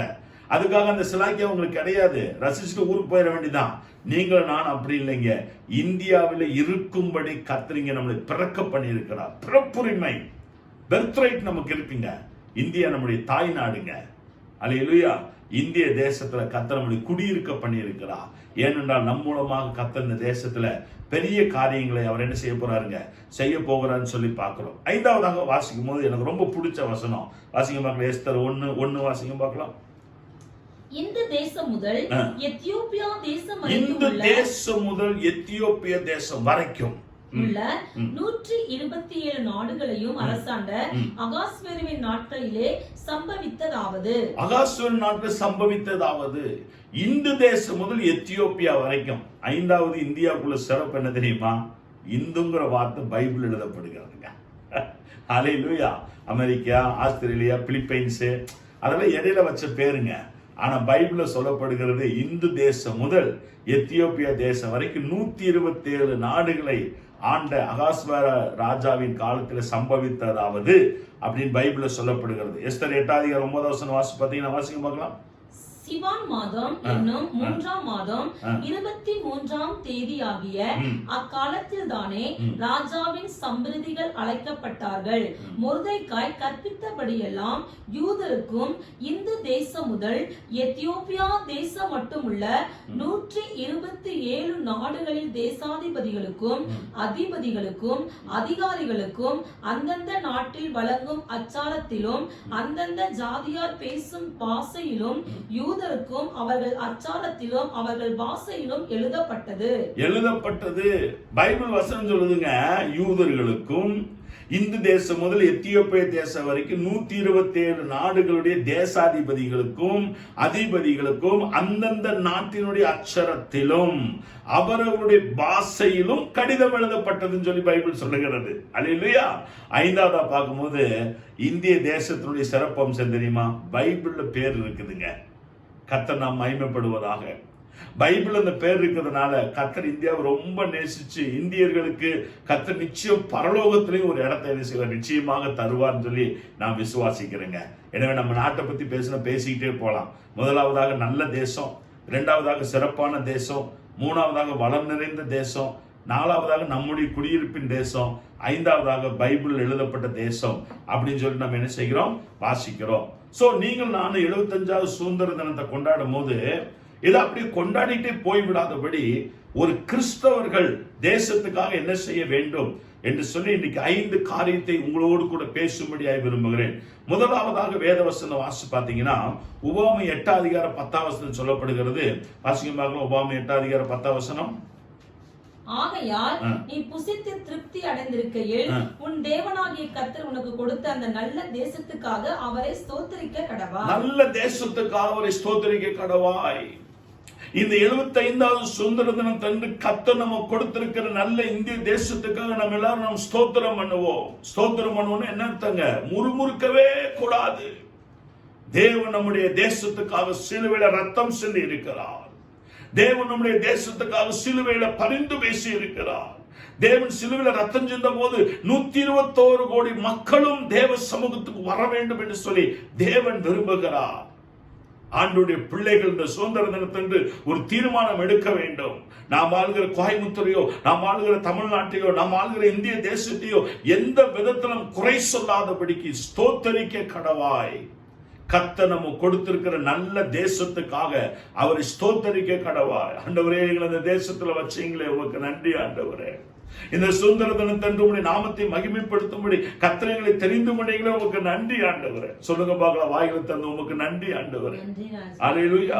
1 தெசலோனிக்கர் 5:18 சொல்லுகிறது, எல்லாவற்றிலும் ஸ்தோத்திரம் பண்ணுங்கள். அப்படி செய்வதே கிறிஸ்து இயேசுவுக்குள் உங்களை குறித்து தேவனுடைய சித்தமாய் இருக்கிறது. எல்லாவற்றிலும் ஸ்தோத்திரம் பண்ணுங்கள். கிறிஸ்தவ வாழ்க்கையில முறுமுறுப்புங்கிற வார்த்தை கேட்டா வரவே கூடாது. எல்லாத்துக்கும் ஸ்தோத்திரம் பண்ணுங்கள். எல்லாவற்றுக்காக ஸ்தோத்திரம் பண்ணுங்கள். ஆண்டவர் ஒரு நாளும் தீமை ஒரு நாளைக்கு என்ன செய்ய மாட்டார், செய்யவே மாட்டாருங்க. தேவனை நிச்சயமாய் ஆண்டவர் நிச்சயமா நம்மளை கனப்படுத்துவார். அல்லேலூயா. தேவனுக்கு நம்ம நன்றி செலுத்திக்கிட்டே இருக்கணும். ஒரு சின்ன கதையை உங்களுக்கு சொல்றேன் பாருங்க. ஒரு ராஜா ஒரு நாள் டெய்லி ஒரு அந்த நகர வீதி உலா வந்துகிட்டே இருப்பார். அப்ப 2 பிச்சைக்காரவங்க ரோட்ல உட்காந்துருக்கிறான். அது ஒரு பிச்சைக்காரன் ராஜாவுக்கு சல்யூட் அடிச்சுட்டே இருப்பான். Salute salute salute. ஆனா இன்னொரு பிச்சைக்காரன் ராஜாவுக்கு சல்யூட் அடிக்க மாட்டான், ஆண்டவரை மகிமைப்படுத்திக்கிட்டே இருப்பான். அப்ப அந்த பிச்சைக்காரன் சொல்லியிருக்கிறான், நீ என்ன எப்ப பார்த்தாலும் ஏசப்பா ஏசப்பான்ட்டு அவரையே உயர்த்திட்டு இருக்கிற, நமக்கு இந்த தேசத்துல இவருதான ராஜா, இவருதான் நமக்கு எல்லாம் அப்படின்னு சொல்லிட்டு ராஜாவே உயர்த்திட்டு இருக்கிறான். அப்ப இந்த ஏசப்பா பிள்ளை சொன்னாராம், இந்த ராஜாவுக்காக ஆண்டவர் நான் நன்றி செலுத்துறேன், ஆனா உண்மையிலேயே கர்த்தர் தான் எனக்கு நல்ல தேவன், அவர் தான் எனக்கு எதிர்காலத்தை தருவாரு, அந்த தேவனுக்காக எப்போ நான் ஸ்தோத்திரம் பண்ணிக்கிட்டே இருப்பேன் அப்படின்ட்டு அந்த பிச்சை எடுக்கிற சமயத்துல கூட, சூழ்நிலைகள் சரியா இல்லாதப்ப கூட, பொருளாதார குறைவு ஏற்பட்ட போது கூட கர்த்தருக்கு நன்றி செலுத்திக்கிட்டே இருந்தாராம். அப்போ ஒரு நாள் அந்த ராஜா என்ன பண்ணாராமா, ராஜா நல்ல ஒரு கேக் வாங்கி கொடுத்துருக்கிறாரு. யாருக்கு? அந்த பிச்சைக்காரனுக்கு, பக்கத்துல பிச்சைக்காரனுக்கு. டெய்லி சல்யூட் அடிக்கிறான்ல பிச்சைக்காரன், அவனுக்கு அந்த கேக்கை என்ன செஞ்சிருக்காருங்க, கொடுத்துருக்கிறார். இவன் என்ன பண்ணிருக்கிறான், அந்த கேக்க கர்த்தரை ஸ்தோத்திரம் பண்ணுகிற அவனுக்கு கொடுத்துட்டான். நீ வச்சுக்கியா, ஒரு குறிப்பிட்ட விலையை போட்டு நீ எனக்கு கொடுத்துரு, இந்த கேக்கு நான் இவ்வளவு தூரம் சாப்பிட மாட்டேன், எல்லாம் கிரீன் கேக்கா இருக்கு அப்படின்னு சொல்லிட்டு இவன் என்ன பண்ணிட்டான், அந்த கேக் அவனுக்கு என்ன செஞ்சுட்டான், வித்து போட்டான். அவனும் கேக்கு வாங்கிட்டு என்ன செஞ்சுட்டான், போயிட்டான் வீட்டுக்கு. கொஞ்ச நாள் பாத்தீங்கன்னா அந்த கேக்கை வாங்கிட்டு போனவன் சரியான பணக்காரன் ஆயிட்டான். அப்ப ராஜா ஒரு நாள் அந்த வழியா ஏன்னா உங்களோட கொடுத்த கேக் என்னடா பண்ணேன்னா, நான் பக்கத்துல இருந்து கொடுத்தேன் அப்படின்னு. எதுக்குடா அவனுக்கு கொடுத்தேன்னா, எனக்கு கொஞ்சம் பணம் தேவைப்பட்டுச்சு, அதனால ஒரு கேக்கு நான் அவருக்கு வித்துட்டேன் அப்படின்னு சொல்லி சொன்னான். அப்புறம் தான் யோசிச்சு பார்த்தா அந்த கேக்குக்குள்ள நல்ல ஒரு தங்கத்தினாலான ஒரு நல்ல ஒரு கட்டி உள்ள இருக்குது. ராஜா என்ன பண்ணிருக்காரு, டெய்லி நமக்கு பணக்கம் போடுறான்னு சொல்லி கொடுத்துருக்காரு. இவனுக்கு அது தெரியாம அதை வித்து போட்டான். ஆனா ஆண்டவர் ஸ்தோத்திரம் பண்ணவனுக்கு ஆண்டவர் நல்ல ஒரு வழியை திறந்தார். உள்ள பார்த்தா தங்கம் இருக்காது. அதை எடுத்து அதை ரெடி பண்ணி அவன் என்ன செஞ்சுட்டான், மேல நல்லா வந்துட்டான்னு சொல்லி அவன் சொல்லப்படுகிறது. எதுக்கு சொல்றேன்னா, எல்லா நிலைமையிலையும் நாம் கர்த்தருக்கு ஸ்தோத்திரம் பண்ண வேண்டும். இந்திய தேசத்தில் இருக்கிறவங்க யாரும் முறுமுறுக்கவே கூடாதுங்க. முறுமுறுக்கிறதே தேவனுக்கு பிடிக்கவே பிடிக்காது. நீங்க ஆண்டவருக்கு நன்றி செலுத்துங்க. கர்த்தர் இதே இந்திய தேசத்துல கர்த்தர் உங்க நிச்சயமா என்ன செய்வாருங்க, ஆசீர்வதிப்பாருன்னு சொல்லி நம்ம பார்க்கிறோம். இரண்டாவதாக பார்க்கும்போது 1 தீமோத்தேயு 2 1 வரைக்கும் வாசிங்க பார்க்கலாம். 1 தீமோத்தேயு 2 1-3 வாசிங்க. நான் பிரதானமாய் சொல்கிற புத்தி என்னவெனில், எல்லா மனுஷருக்காகவும் விண்ணப்பங்களையும் ஜெபங்களையும் வேண்டுதல்களையும் ஸ்தோத்திரங்களையும் பண்ண வேண்டும். நாம் எல்லா பக்தியோடும் நல் ஒழுக்கத்தோடும் களங்கம் இல்லாமல் அமைதலுள்ள ஜீவனம் பண்ணும்படிக்கு ராஜாக்களுக்காகவும் அதிகாரம் உள்ள யாவருக்காகவும் அப்படி செய்ய வேண்டும். நம்முடைய இரட்சகராகிய தேவனுக்கு முன்பாக அது நன்மையும் பிரியவுமா இருக்கிறது. இரண்டாவதாக பார்க்கும்போது, இந்திய தேசத்துல பிறந்த ஒவ்வொரு இந்திய குடிமகனும் ஆண்டவராக இயேசு கிறிஸ்துவை தன் சொந்த இரட்சகராக ஏற்றுக்கொண்டு கர்த்தரை ஆராதிக்கிற ஒவ்வொருவரும் செய்ய வேண்டியது, நம்முடைய தேசத்துக்காக நாம் ஜெபம் பண்ண வேண்டும். இன்னைக்கு இந்தியாவுக்காக ஜெபம் பண்ணா ஏதோ ஒரு டீம் ஜெபம் பண்ணிட்டு இருக்கு, அவ்வளவுதான். இந்தியாவுடைய எழுப்புதலுக்காக ஜெபம் பண்ணுங்கன்னா ஒரு கூட்ட மக்கள் ஜெபம் பண்றாங்க, எல்லாம் நினைச்சுக்கிறாங்க அவங்களால எழுப்புதல் வரப்போகுது. அப்படி கிடையாது. ஒவ்வொரு கிறிஸ்தவனுக்கும் அந்த கடமை உண்டு. நீங்கள் நானும் ஜெபிக்காட்டி எப்படிங்க இந்திய தேசம் ஆசீர்வாதமா இருக்கும்? நீங்கள் நானும் ஜெபிக்காட்டி எப்படிங்க தேவன் இந்திய தேசத்தில் எழுப்புதலை தருவார்? நீங்கள் நானும் ஜெபம் பண்ணாட்டி எப்படிங்க இந்தியாவில் இருக்கிற மக்கள் ரட்சிக்கப்படுவாங்க? யோசிச்சு பாருங்க. நீங்க இயேசு சொந்த ரட்சகரை ஏற்றுக்கொண்டிருக்கீங்களா? ஞானஸ்தானம் எடுத்திருக்கீங்களா? ஒரு திருச்சபையில் அங்கமா இருக்கிறீங்களா? ஒரு பாஸ்டரோட உங்களுக்கு லிங்க் இருக்கா? இன்னைக்கு ஒரு தீர்மானம் எடுங்க. கண்டிப்பா இந்திய தேசத்துக்காக நீங்கள் ஜெபிக்க வேண்டும். அதனாலதான் பவுல் தீமோத்தேயுக்கு சொல்லும்போது என்ன சொல்றாரு? எல்லா மனுஷருக்காகவும் விண்ணப்பங்களையும் ஜெபங்களையும் வேண்டுதல் ஸ்தோத்திரங்களையும் பண்ணணும். நாம் எல்லா பக்தியோடும் நல்லொழுக்கத்தோடும் கலகம் இல்லாமல் அமைதியில் உள்ள ஜீவனம் பண்ணும்படிக்கு ராஜாக்களுக்கும் அதிகாரங்களை யாருக்கும் அப்படியே செய்யணும். நீங்க எல்லா மனுஷருக்காக ஜெபம் பண்ண தப்பு கிடையாது. ஆனா கலகம் இல்லாமல் ஜீவனம் பண்ண வேண்டும் இல்லையா? தமிழ்நாட்டில் நிதிநிலை அறிக்கை தாக்கல் பண்ணியிருக்கிறாங்க. ஒவ்வொரு குடும்பத்துக்கும் கிட்டத்தட்ட 2.5 லட்சம் கடன் இருக்கிறதா சொல்றாங்க இல்லைங்களா? நீங்கள் நான் ஆண்டவர் சமூகத்தில் என்ன செய்ய வேண்டும்? செபிக்க வேண்டும். ஆண்டவரே, தமிழ்நாட்டுடைய பொருளாதாரம் இந்தியாவுடைய பொருளாதாரத்தில் சரியான விதத்தில் பயன்படுத்த கர்த்தர் ஞானத்தை என்ன செய்யுங்க, கொடுங்க அப்படின்னு சொல்லிட்டு எனக்கு சின்ன யோசனை வந்துச்சு. அந்தந்த அரசாங்கம் கடன் வாங்குச்சுன்னா கட்டிட்டு தான் போகணும் அப்படின்னு ஒரு சட்டம் வந்துச்சுன்னு வச்சுங்களேன், யாரும் கடனே வாங்க மாட்டாங்க. இப்போ என்ன ஆகி போச்சு? நான் கடன் வாங்கிச்சு, நீ கட்டிக்கோ. அதனால தான் நிறைய கடன் என்ன செஞ்சிடறாங்க, வாங்கி வச்சிடறாங்க. லட்சக்கணக்கில் கோடிக்கணக்கில் என்ன செய்யுதுங்க, போகிறது. நம்ம இந்திய தேசத்துக்காக கண்டிப்பாக நம்ம செபிக்க வேண்டும்.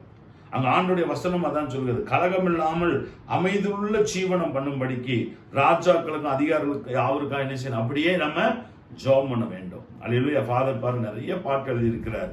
என் தேச எல்லை எங்கும் அப்பா நீ ஆள வேண்டும்,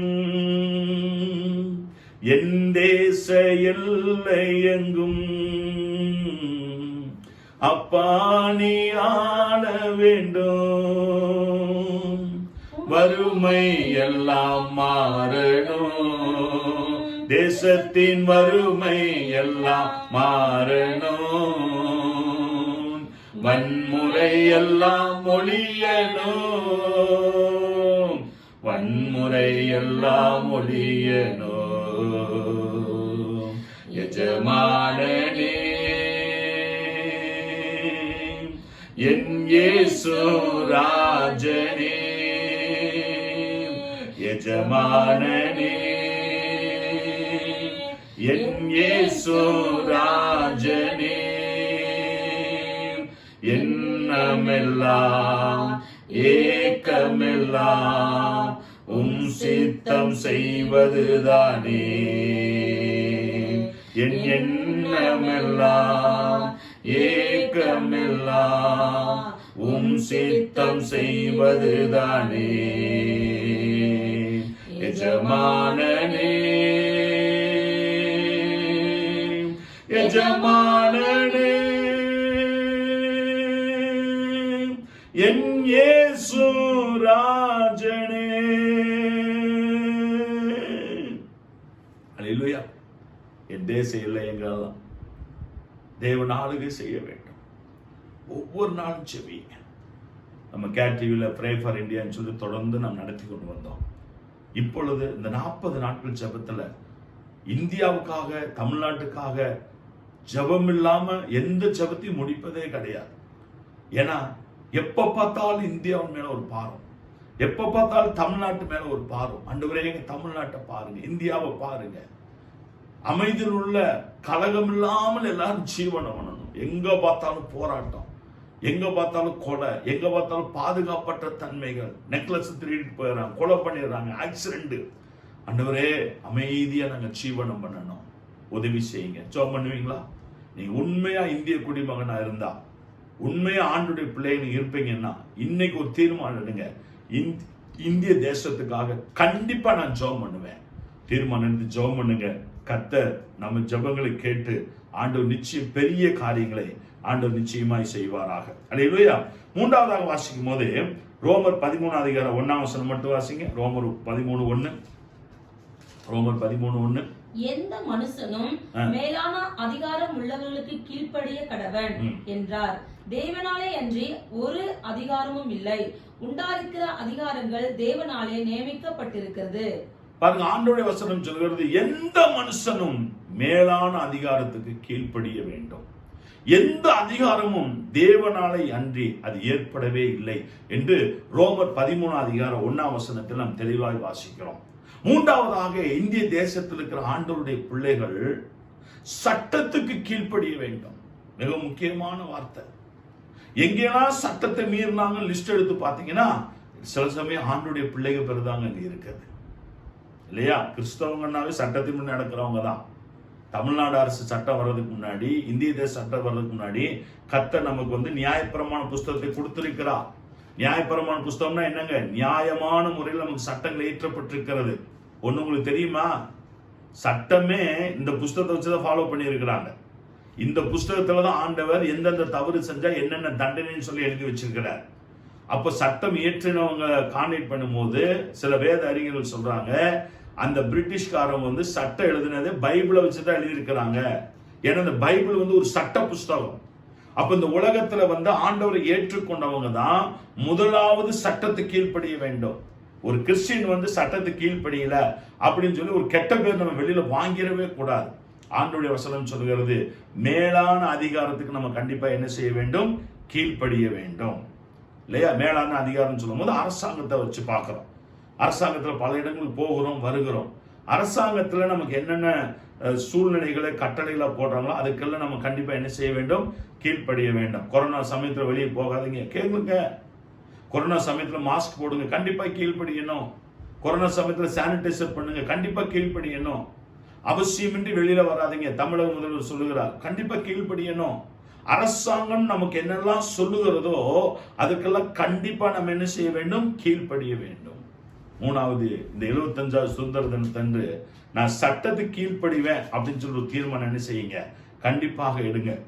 இரண்டாவது பக்கம் சமுதாயம், நாம் இருக்கிற ஏரியாக்கள், சொசைட்டி. நீங்க எந்தெந்த ஏரியாவில் இருக்கிறீங்களோ அங்க இருக்கிற அதிகாரிகளுக்கு நாம் கண்டிப்பா என்ன செய்ய வேண்டும்? கீழ்ப்படிய வேண்டும். உங்களுக்கு மேல ஒரு அதிகாரத்தில் இருந்தாருன்னா அவர் கண்டிப்பா கீழ்ப்படியணும். அவர் வயசு சின்ன வயசா இருந்தாலும் படிச்சிருந்தாலும் சரி, படிக்காட்டியும் சரி, அவர் எந்த இனத்தை சேர்ந்தவராக இருந்தாலும் சரி, ஆண்டவர் நமக்கு மேல அவரை வச்சிருக்கிறாரா? கண்டிப்பா என்ன செய்ய வேண்டும்? கீழ்ப்படிய வேண்டும். மூன்றாவது பார்க்கும்போது வேலை செய்கிற இடங்களிலே மேனேஜர் இருப்பாரு, ஓனர் இருப்பாரு, எம்டி இருப்பாங்க இல்லையா? ஜெனரல் மேனேஜர் இருப்பாங்க. நமக்கு மேல வேலை செய்யற இடத்துல யாரெல்லாம் இருக்கிறாங்களோ அவங்களுக்கு கண்டிப்பா கீழ்ப்படிய வேண்டும். அந்த கீழ்ப்படிதல் தாங்க நம்ம வாழ்க்கையில பெரிய ஆசீர்வாதத்தை கொண்டு வருகிறது. அதிகாரத்துக்கு எதிர்த்து நிற்கும் போது அதிகாரத்துக்கு நாம் எதிர்த்து நிற்கவில்லை, அதிகாரத்தை ஏற்படுத்தி தேவனுக்குத்தான் நாம் எதிர்த்து நிற்கிறோம். நான் கூட பாத்தீங்கன்னா கொஞ்ச நாள் ஹெல்மெட்டே போடல. ஏன்னா எனக்கு தலை களைஞ்சிரும் அப்படின்னு சொல்லி ஒரு ஐடியா. தலை களைஞ்சு போயிரு, என்ன பண்றது? எந்த இடத்துல போனாலும் தலை களைஞ்சா அசிங்கமா இருக்குமே, அழகா சட்டமா அப்படின்னு பார்க்கும்போது சட்டம் தான் ரொம்ப இம்பார்ட்டன்ட். அப்ப என் கூட இருக்கிற ஒரு அண்ணன் சந்தோஷன்னு ஒருத்தர், அவர் தான் கேர் டிவியினுடைய பொறுப்பா இருக்கிறாங்க. அவர் அடிக்கடி சொல்லுவாங்க, ஃபர்ஸ்ட் நீங்க ரோட்ல போகும்போது ஜனங்கள்லாம் உங்களை ஃபாலோ பண்ணுவாங்க. நீங்க ஹெல்மெட் போட்டாதான் மற்றவங்க என்ன செய்வாங்க? போடுவாங்க. நீங்க ஹெல்மெட் போடாம இன்னொருத்தருக்கு போய் நீங்க ஹெல்மெட் போடுன்னு எப்படி நீங்க டீச் பண்ண முடியும் அப்படின்னு சொல்லி சொன்னா, நான் ஒரு சர்ச் பாஸ்டர் இருந்தா கூட அந்த அண்ணன் சொன்ன வார்த்தைகள் உண்மையிலே நியாயமாக இருந்தது. நான் அன்னையிலிருந்து இன்னைக்கு வரைக்கும் வண்டி எடுத்தாவே தலையில ஒரு ஹெல்மெட் என்ன செஞ்சுக்கிறது? போட்டுக்கிறது. நம்ம அவ்வளவு ஸ்பீடா போறதில்ல, கவனமா போயிட்டு கவனமா வீட்டுக்கு வந்துடுவோம். இருந்தாலும் மற்றவர்களுக்கு அது முன்மாதிரியா இருக்கும். என் பாக்கெட்ல எல்லாமே வச்சிருக்கிறேன், எல்லா ஐடி கார்டு இருக்கிறது. அரசாங்கத்தில் அவங்க என்ன கேட்டாலும் சரி. ஒரு முறை போலீஸ் என்னைய பஸ் ஸ்டாண்ட்ல பிடிச்சிட்டாங்க. பிடிச்ச பிறகு என் கையில் இருக்க ஐடி கார்டெலாம் எடுத்து காமிச்சா ஒண்ணுமே சொல்ல, போயிட்டு வாங்கன்ட்டாங்க. அப்படி நான் சொன்னேன், எல்லாமே இருக்கு, ரேஷன் கார்டு இருக்குது, இதில் இருக்குது, எல்லாமே இருக்கு சார், உங்களுக்கு எந்த வேணாலும் எடுத்து நீங்க செக் பண்ணிக்கங்க அப்படின்னு. ஐயோ நீங்க போயிட்டு வாங்க, என்ன வேலை செய்யறீங்க? சர்ச்சில் பாஸ்டா இருக்காங்க, நீங்க முதல்ல கிளம்புங்க சார், நீங்க எல்லாமே வச்சிருப்பீங்க அப்படி சொல்லிட்டு அனுப்பிச்சிட்டாரு. அப்ப நம்ம என்ன பண்ணணும்? உத்தியோகத்தில் இருக்கிற மக்களுக்காக அவங்களுக்கு சட்டத்துக்கு நம்ம என்ன செய்யணும்? கண்டிப்பாக கீழ்ப்படிய வேண்டும். அப்போ 5:29 வாசி பார்த்தீங்கன்னா வாசிக்க பார்க்கலாம். அப்போ 5:29. அதற்கு பேதுருவும் மற்ற அப்போஸ்தலரும் மனுஷனுக்கு கீழ்ப்படுகிறதை பார்க்கிலும் தேவனுக்கு கீழ்ப்படுகிறதே அவசியமாய் இருக்கிறது. பாருங்க, மனுஷனுக்கு கீழ்ப்படுகிறதை பார்க்கிலும் தேவனுக்கு கீழ்ப்படுகிறது என்னவா இருக்கிறது? அவசியமாக இருக்கிறது. நம்ம சபையில் இருக்கிற அதிகாரிகளுக்காக நாம் கீழ்ப்படிய வேண்டும். நீங்க ஒரு சர்ச்சுக்கு போறீங்களா, அங்க ஒரு பாஸ்டர் இருப்பார். பாஸ்டர் என்ன சொல்லுகிறாரோ அதுக்கு நீ கீழ்ப்படியணும். அது உங்களுக்கு பெரிய ஆசீர்வாதத்தை தரும் இல்லையா? சில சமயம் பாஸ்டர் நம்மளோட வயதுல குறைந்தவராக இருக்கலாம், அனுபவத்தில் குறைந்தவராக இருக்கலாம். ஆனாலும் கர்த்தர் அவங்களை ஏற்படுத்தி இருக்கிறார், அவ்வளவுதான். சவுலை ராஜாவை ஏற்படுத்தின போதுதான் சவுல் வந்து எல்லாத்துக்கும் தோலை விட உயரமா இருந்தாரு. தாவீதுக்கு வந்து அந்த குவாலிட்டிலாம் கிடையாது. தாவீது மேல கர்த்தருடைய அபிஷேகம் இருந்துச்சு. அதனால தாவீது கர்த்தர் ராஜாவாக என்ன செஞ்சாருங்க, அபிஷேகம் பண்ணினார். திருச்சபையின் மத்தியில நமக்கு மேலாக இருக்கிற ஊழியர்கள் அவங்க என்ன சொல்றாங்களோ அதை நம்ம கேட்டு கீழ்ப்படியும் போது கர்த்தர் வாழ்க்கையில் பெரிய காரியத்தை செய்வார். நான் ஒரே சர்ச்சில் 17 ஆண்டுகள் இருந்தேன். எங்க பாஸ்டரே என்ன சொல்றாங்களோ அது கண்டிப்பா நான் கீழ்ப்படிஞ்சிருவேன். பாஸ்டர் என்ன சொன்னாலும் கேட்பேன். கர்த்தர் என் வாழ்க்கையில பெரிய ஆசீர்வாதத்தை எனக்கு என்ன செய்யறார், தேவன் கட்டளையிடுகிறவராக இருக்கிறார். நாலாவது பார்க்கும்போது லூக்கா 20:22-25 வாசிங்க பார்க்கலாம். லூக்கா 20:22-25. ராயனுக்கு வரி கொடுக்கிறது நியாயமோ அல்லவோ எங்களுக்கு சொல்லும் என்று கேட்டார்கள். அவர்களுடைய தந்திரத்தை அவர்கள் அறிந்து, நீங்கள் என்னை ஏன் சோதிக்கிறீர்கள்? ஒரு பணத்தை எனக்கு காண்பியுங்கள், இதிலிருந்து சொரூபமும் மேலெழுத்தும் யாருடையது என்று கேட்டார்கள். அதற்கு அவர்கள் ராயனுடையது என்றார்கள். அதற்கு அவர், அப்படியானால் ராயனுடையதை ராயனுக்கும் தேவனுடையதை தேவனுக்கும் செலுத்துங்கள் என்றார். ஆண்டவருடைய வசனம் சொல்கிறது, டாக்ஸ் கண்டிப்பாய் செலுத்த வேண்டும். நீ இந்திய தேசத்துல ஒரு இந்திய குடிமகனா இருக்கிறீங்கன்னா, நீங்க நல்ல ஆண்டுடைய பிள்ளையா இருக்கிறீங்கன்னா கண்டிப்பாக டாக்ஸ் பே பண்ண வேண்டும். மத்தேயு 22:21, மார்க் 12:17, லூக்கா 20:22-25 இது எல்லாமே வந்து ஒரே சம்பவம் தான். ஆண்டு ஏன் ஒரே காரியத்தை நிறைய இடத்துல எழுதி வச்சிருக்காரு? நீங்க இங்க மிஸ் ஆனாலும் அங்க வாசிக்கணும், அங்க மிஸ் ஆனாலும் அங்க வாசிக்கணும். ஆண்டு என்ன சொல்றாருன்னா, இந்த வரி செலுத்துகிற காரியத்தை சோதனையை நமக்கு என்ன செய்யக்கூடாதுங்க, வரவே கூடாது. அவங்க வந்து கேட்கிறாங்க, வரி செலுத்தலாமா வேண்டாமான்னு. ஆண்டு கேட்கிறாரு, ஏன் என்னை சோதிக்கிறீர்கள்? டாக்ஸ் கட்டுறதுல என்ன டெஸ்ட் தேவை இருக்கு? தேவையே கிடையாது டெஸ்ட். ஒரு காசை கொண்டு வாங்க அப்படின்னு இருக்காரு. அந்த காசை கொண்டு வந்து காமிச்சு அந்த காசுல உள்ளது யாருன்னு கேட்டிருக்காரு. அவங்க சொன்னாங்க, இந்த மாதிரி ராயனுடையதுனாங்க. அப்ப ராயனுடையது ராயனுக்கும் தேவனுடைய தேவனுக்கு என்ன செய்யுங்க, செலுத்துங்க. உங்க கையில வர பணத்தை வந்து மேனேஜ்மெண்ட் பண்ணி பழகுங்க. ஒரே ஆளுக்கு செலவு பண்ணாதீங்க. ராயனுக்குள்ளதை ராயனுக்கு கொடுத்துருங்க, தேவனுக்குள்ளதை என்ன செய்யுங்க, தேவனுக்கு கொடுங்க. இப்ப நம்ம இந்திய நாணயத்தை எடுத்து பாருங்க, அதுல என்ன போட்டிருக்கு? அசோக சக்கரம், 24 சக்கரம். அது சிங்க முகம் போட்டிருக்கா? அது யாருடைய சொரூபம், யாருடைய அது எம்பசிங் பண்ணியிருக்கிறாங்க? இந்திய தேசத்துடையது. அப்ப இந்தியாவுக்கு நீங்க டாக்ஸ் கட்டுங்க, தமிழ்நாட்டுக்கு கட்டுங்க, அவ்வளவுதான். அமெரிக்கா போறீங்க, அமெரிக்கால என்ன போட்டிருக்குது? அந்த போட்டிருக்கு. அப்ப நீங்க அமெரிக்காக்கு என்ன செய்யுங்க, டாக்ஸ் கட்டுங்க. கண்டிப்பாக டாக்ஸ் கட்ட வேண்டும். நீங்க வீடு வச்சிருக்கீங்களா, வண்டி வச்சிருக்கீங்களா, என்ன காரியமா இருந்தாலும் நியாயமான டாக்ஸை அவங்களுக்கு செலுத்துங்க. கர்த்தர் அதை நிச்சயம் உங்களுக்கு என்ன செய்வாருங்க, உதவி செய்கிற தேவனாக இருக்கிறார். நான் இன்னைக்கு பிரசங்கம் பண்றேன் அப்படின்னா என்னுடைய வருமானத்துக்கு நான் டாக்ஸ் கட்டிட்டு தான் இருக்கிறேன். ஒவ்வொரு வருஷம் என் பேர்ல எனக்கு பர்சனலா வர்றதுக்கும் நான் இன்கம் டாக்ஸ் ஃபைல் பண்ணியிருக்கிறேன். சர்ச்சுக்கு நாங்கள் இன்கம் டாக்ஸ் ஃபைல் பண்ணியிருக்கிறோம். எல்லா வருமானத்தையும் கணக்குல வச்சு கரெக்டா டாக்ஸ் கட்ட அந்தந்த வருஷத்துல கணக்கு என்ன செஞ்சிடும், முடித்து விடுகிறோம். எப்பொழுது இன்கம் டாக்ஸ் இருந்து நம்மகிட்ட வந்து கணக்கு கேட்டாலும் எல்லா கணக்குகளையும் நம்ம நியாயமான முறையில் என்ன செஞ்சிருக்கிறோம், வைத்திருக்கிறோம். எவ்வளவு வந்தாலும் சரி, குறைஞ்சு வந்தானே கூட்டி வந்தானே, அரசாங்கத்துக்கு நாம் கண்டிப்பாக செலுத்த வேண்டிய வரியை கண்டிப்பாக நம்ம செலுத்த வேண்டும். அதை ஒரு நாள் நம்ம என்ன செய்யக்கூடாதுங்க, ஏமாற்றக்கூடாது. அரசாங்கத்தையும் ஏமாற்றக்கூடாது, ஆண்டவரை ஏமாற்றக்கூடாது. தேவனுடைய தேவனுக்கு கொடுத்துடணும். அப்ப ஆண்டவர் அங்கேயே ஒரு சத்தியத்தை சொல்லிட்டார், ராயனுடையது ராயனுக்கு கொடுத்துரு, தேவனுடைய தேவனுக்கு கொடுத்துரு. இன்னொருத்துக்குள்ளதை போய் நீ சொந்தம் கொண்டாடாத. ராயனுக்குள்ளதை எடுத்து உனக்கு சொந்தம் நீ சொல்லாத. தேவனுக்கென்று வைத்திருக்கிற காணிக்கை தசமாத்தியெல்லாம் வச்சு அதை எடுத்து எனக்கு தான் தேவைன்னு யூஸ் பண்ணாத. அது தேவனுக்குள்ள கொடுத்துரு அவருக்கு, அவ்வளவுதான். அது ஆண்டவர் ராஜ்யத்துக்கு ஏதோ ஒரு இடத்துல பயன்படுத்தப்பட்டு போறது, அவ்வளவுதான். அதை வந்து நம்ம எடுக்க வேண்டாம். கர்த்தர் நம்ம தேவைகளை அற்புதமாய் சந்திக்கிற தேவனாக இருக்கிறார். அல்லேலூயா. அவங்க எது எடுத்து இவங்க எது எடுத்து நம்ம எது தேவை சந்திக்கப்படணும். கர்த்தர் நமக்குன்னு எவ்வளவு வேணுமோ அந்த பணத்தை ஆண்டவர் நிச்சயமாக நமக்கு கொடுக்கிற தேவை. ஐந்தாவதாக பார்க்கும்போது மத்தேயு 5:13, 14, 15 வாசிக்க கேட்போம். நீங்கள் பூமிக்கு உப்பா இருக்கிறீர்கள். உப்பானது சாரமற்று போனால் எதினால் சாரமாக்கப்படும்?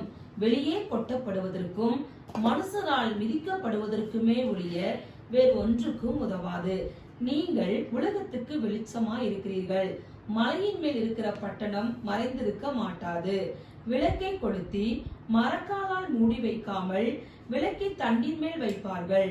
அப்பொழுது அது வீட்டிலுள்ள யாவருக்கும் வெளிச்சம் கொடுக்கும். ஐந்தாவதாக பார்க்கும்போது இந்த 75வது சுதந்திர தினத்தன்று கர்த்தர் உங்களை உலகத்துக்கு உப்பாகவும் வெளிச்சமாகவும் ஆண்டவர் வைத்திருக்கிறார். சீஷர்களை பார்த்து ஆண்டவர் சொன்னாரு, மலை பிரசங்கம் ரொம்ப முக்கியமான பிரசங்கம். மத்தேயு 5, 6, 7 மூணுமே வந்து ரொம்ப முக்கியமான காரியத்தை ஆண்டவர் பேசுகிறார். அப்ப ஆண்டவர் சொல்றாரு, நீங்க உலகத்துக்கு உப்பா இருக்கிறீங்க. உப்பு சாரமற்று போனால் எதுக்காக பயன்படும்? மனுஷரால் மிதிக்கப்படுவதற்கு. இன்னைக்கு கிறிஸ்டியானிட்டி எங்க போயிடுச்சு பாத்தீங்களா?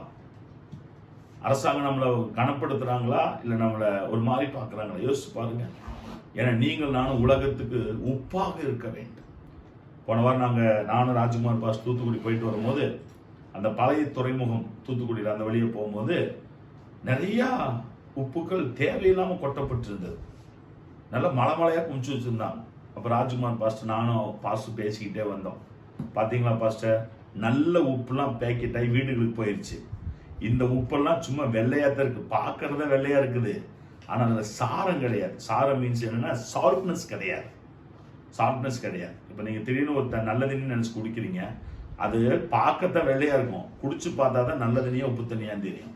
அதே மாதிரிதான் இன்னைக்கு அநேக கிறிஸ்தவங்களுடைய வாழ்க்கை பார்க்கத்தான் வெள்ளையா இருக்க ஒழிய டேஸ்டே உள்ள இல்லை. அப்ப அதை என்ன பண்றாங்க? ஓரமா குமிச்சு வச்சிருக்கிறாங்க. எதுக்கு? மனுஷரால் மிதிக்கப்படுவதற்கு. அந்த உப்பளத்துல பாத்தீங்கன்னா அந்த தண்ணி வரும்போது பாத்தி கட்டுறாங்க பாருங்க, அதுக்கு இந்த உப்பத்தை என்ன செய்யறாங்க? பயன்படுத்துறாங்க. இதை வச்சு நம்ம சாப்பிட முடியாது. அப்ப ஆண்டவருடைய வசனம் என்ன சொல்கிறது? உப்பு சாரமற்று போனால் அது மனுஷரால் மிதிக்கப்படுவதை என்ன செய்யுதுங்க? பயன்படுத்தப்படுகிறது. இந்த 75வது சுதந்திர தினத்தன்று நீங்களும் நானும் தேவனுக்காக, உலகத்திற்காக, இந்திய தேசத்துக்காக நாம் உப்பாக இருக்க வேண்டும். அது மாத்திரமல்ல, நீங்கள் நானும் வெளிச்சமாக இருக்கிறோம். நம்முடைய வெளிச்சத்துல ஜனங்கள் வாழ வேண்டும். வெளிச்சத்தை கண்டிப்பா ஜனங்கள் எல்லாரும் விரும்புவாங்க. ஆண்டவர் சொல்றாரு, விளக்கு கொளுத்தி யாரும் மரக்கால மூடி வைக்க மாட்டாங்க, அது விளக்கு தண்டின் மேல் வைப்பாங்க, ஸ்டாண்ட் மேலதான் வைப்பாங்க. அப்பதான் ரூம் முழுவதுக்கு என்ன செய்யும்? வெளிச்சம் கொடுக்கும் என்று சொல்லி ஆண்டவர் சொல்லி இருக்கிறார். எனவே இந்த அருமையான ஆசீர்வதிக்கப்பட்ட காலை வேளையில இந்த 5 காரியத்தை என்ன செய்யுங்க? நீங்க மனதில் வைங்க. அல்லேலூயா. எப்பா கரெக்டாக வீடியோ எடுக்கணும். சுதந்திர தினத்துக்கு ஒரு 2-3 வீடியோ போட்டுக்கலாம். அவசரமா 5 நிமிஷம் போகணும். எங்கே ஊருக்கு போறியா? கடைசி பாயிண்ட் பேசிட்டு அதுக்குள்ள எதுக்கு கண்டிட்டு இருக்கிற? இப்ப பாருங்க, தேவன் நம்ம வாழ்க்கையில நம்மளை உப்பாக வெளிச்சமாக தேவன் என்ன செஞ்சிருக்காருங்க? வைத்திருக்கிறார். விளக்க கொளுத்தி யாரும் மரக்கால மூடி வைக்க மாட்டாங்க, அதுக்கு பதிலாக விளக்கு தண்டின் மேல் என்ன செய்வாங்க? கண்டிப்பாக வைப்பாங்க அப்படின்னு சொல்லி சொல்லப்படுகிறது. எனவே இந்த நேரத்துல 5 காரியங்கள் இந்த 75வது சுதந்திர தினத்தன்று கர்த்தருடைய பிள்ளைகளாய் இருக்கிற நீங்களும் நானும் எடுக்க வேண்டிய தீர்மானம் என்ன தெரியுங்களா? நம்முடைய தேசத்துக்காக நாம் ஸ்தோத்திரம் பண்ண வேண்டும். நம்முடைய தேசத்துக்காக தேவ சமூகத்தில் செபிக்க வேண்டும். நம்முடைய தேசத்துக்காக நாம் தேவ சமூக சட்டத்துக்கு கீழ்ப்படிந்து வாழ வேண்டும். நம்முடைய தேசத்துக்காக வரியை நாம் சரியாக செலுத்த வேண்டும். நம்முடைய தேசத்துல கர்த்தர் உங்களை என்னையும் உப்பாக வெளிச்சமாக கர்த்தர் வைத்திருக்கிறார். எனவே ஆண்டவர்கள் அதிகமாய் ஆசீர்வதிப்பாராக. தேவன் நம்ம கொடுத்திருக்கிற இந்திய தேசம் நல்ல தேசம். நம்முடைய தேசம் சிறப்பான தேசம். நம்முடைய தேசம் வளம் நிறைந்த தேசம். நம்முடைய தேசம் நாம் குடியிருப்பதற்காக தேவன் தந்திருக்கிறார். 5வதாக வேதத்தில் எழுதப்பட்ட தேசமா இருக்கிறது. ஸ்தோத்திரம் பண்ணுவோம், ஜெபம் பண்ணுவோம், சட்டத்துக்கு கீழ்ப்படிவோம், டாக்ஸ் கொடுப்போம். 5வதாக உலகத்துக்கு உப்பாக வெளிச்சமாக இருப்போம். கர்த்தர் நம்மை நிறைவாய் ஆசீர்வதிப்பாராக. நம்ம எல்லாரும் கண்களை மூடி ஆண்டவருடைய சமூகத்தில் நாம் செபிக்க போகிறோம். எல்லாரும் செபிங்க பார்க்கலாம். இந்த சுதந்திர தினத்தன்று இன்னும் நமக்கு சுதந்திரங்கள் இன்னும் பெற்றுக்கொள்ள வேண்டும். ஜனங்கள் இன்னைக்கு பாவத்தில் இருக்கிறாங்க, இன்னைக்கு சாபத்தில் இருக்கிறாங்க. 121 கோடி மக்கள்ல எவ்வளவு பேர் இயேசு ஏற்றுக்கொள்ளாமையே இருக்கிறாங்க. எவ்வளவு பேருடைய இருதயம் கடினப்பட்டு கிடக்கிறது.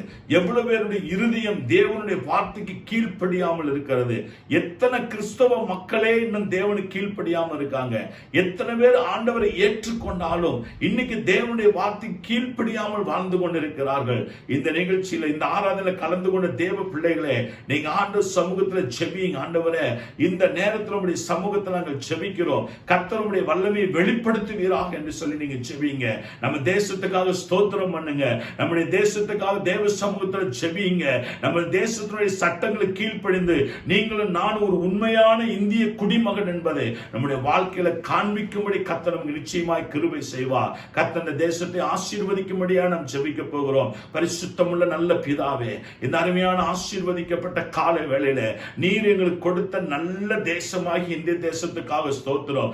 இந்திய அரசியலமைப்பு சட்டத்திற்காக ஸ்தோத்திரம். இந்திய பிரதமருக்காக நமக்கு ஸ்தோத்திரம். உள்துறை அமைச்சருக்காக நமக்கு ஸ்தோத்திரம். எல்லா அமைச்சர் பெருமக்களுக்காக ஸ்தோத்திரம். எங்களுக்கு தேசத்தை நல்ல தண்ணி வசதியை கொடுத்தீங்களே, நல்ல சாப்பாட்டு வசதியை கொடுத்தீங்களே, நல்ல வேலை வாய்ப்பை கொடுத்தீங்களே, நல்ல மலைகளும் பள்ளத்தாக்குகளும் உள்ள ஏரியாவை எங்களுக்கு கொடுத்திருக்கிறீங்களே, அதற்காக மக்கள் நன்றி செலுத்துகிறோம் ஆண்டவரே. உம்முடைய சிருஷ்டிப்பு எவ்வளவு வெளியேற பெற்றதையா, நீர் எவ்வளவு அழகாக இந்த உலகத்தை படைத்திருக்கிறீர் ஆண்டவரே. அதுல இந்திய தேசத்துல எங்களை ஒரு குடிமகனாக வைத்திருக்கிறீரே, அதற்காக மக்கள் நன்றி செலுத்துகிற ராஜா தகப்பனே. இந்த நேரத்துல ஆண்டவரே, இந்த 75வது சுதந்திர தினத்தை ஆண்டவரே இந்திய தேசம் கொண்டாடுகிற இந்த நேரத்துல கர்த்தர் உம்முடைய வல்லமை நீர் வெளிப்படுத்தி எல்லா பிசாசுடைய கிரியைகள் அழிக்கப்பட்டு ஜனங்கள் திரளாக ரட்சிக்கப்பட்டு ஆலயத்துக்குள் ஓடி வர கர்த்தனை கிருபை தர வேண்டும்படியா நாங்கள் ஜெபிக்கிறோம் ஆண்டவரே. பாவத்திலிருந்து சாபத்திலிருந்து ஜனங்களுக்கு விடுதலை தருவீராக, சுதந்திரத்தை நீர் கட்டளையிட வேண்டும்படியா நாங்கள் ஜெபிக்கிறோம். கர்த்தர் பெரிய காரியத்தை செய்வீராக, நீரே பொறுப்படுத்திக் கொள்ளும். இயேசு கிறிஸ்துவின் நாமத்தில் ஜெபிக்கிறோம் எங்கள் நல்ல பிதாவே. ஆமென், ஆமென், ஆமென். நாத்துமாவே கர்த்தரை ஸ்தோத்திரி, உள்ளமே பரிசுத்த நாமத்தை ஸ்தோத்திரி. நாத்துமாவே கர்த்தரை ஸ்தோத்திரி, கர்த்தர் செய்த சகல உபகாரங்களை மறவாதே. ஆமென், ஆமென். நம்முடைய கர்த்தராகிய இயேசு கிறிஸ்து கிருபையும் பிதாவாகிய தேவனுடைய அன்பும் பரிசுத்த ஆவியானுடைய அந்நியோன்ய ஐக்கியமும் நம் அனைவரோடும் என்றென்றும் சதா காலங்களிலும் நிலைத்திருப்பதாக. ஆமென், ஆமென், ஆமென். ஹல்லேலூயா. கர்த்தர் உங்களை அதிகமாய் ஆசீர்வதிப்பாராக. நான் விசுவாசிக்கிறேன் இந்த தேவனுடைய வார்த்தைகள் உங்களுக்கு நிச்சயம் ஆசீர்வாதமாக இருந்திருக்கும். லைக் பண்ணுங்க, கமெண்ட் பண்ணுங்க, ஷேர் பண்ணுங்க, சப்ஸ்கிரைப் பண்ண மறந்துடாதீங்க. கர்த்தர் உங்களை அதிகமாய் ஆசீர்வதிப்பாராக. உங்கள் அனைவருக்கும் மீண்டுமாக கிறிஸ்துவின் கரிசனை ஊழியங்கள் சார்பாகவும் கேப்டிவின் சார்பாகவும் எங்களது இனிய 75வது சுதந்திர தின நல்வாழ்த்துக்களை தெரியப்படுத்திக் கொள்கிறோம். God bless you. கர்த்தர் உங்களை அதிகமாய் ஆசீர்வதிப்பாராக. ஆமென், ஆமென், ஆமென்.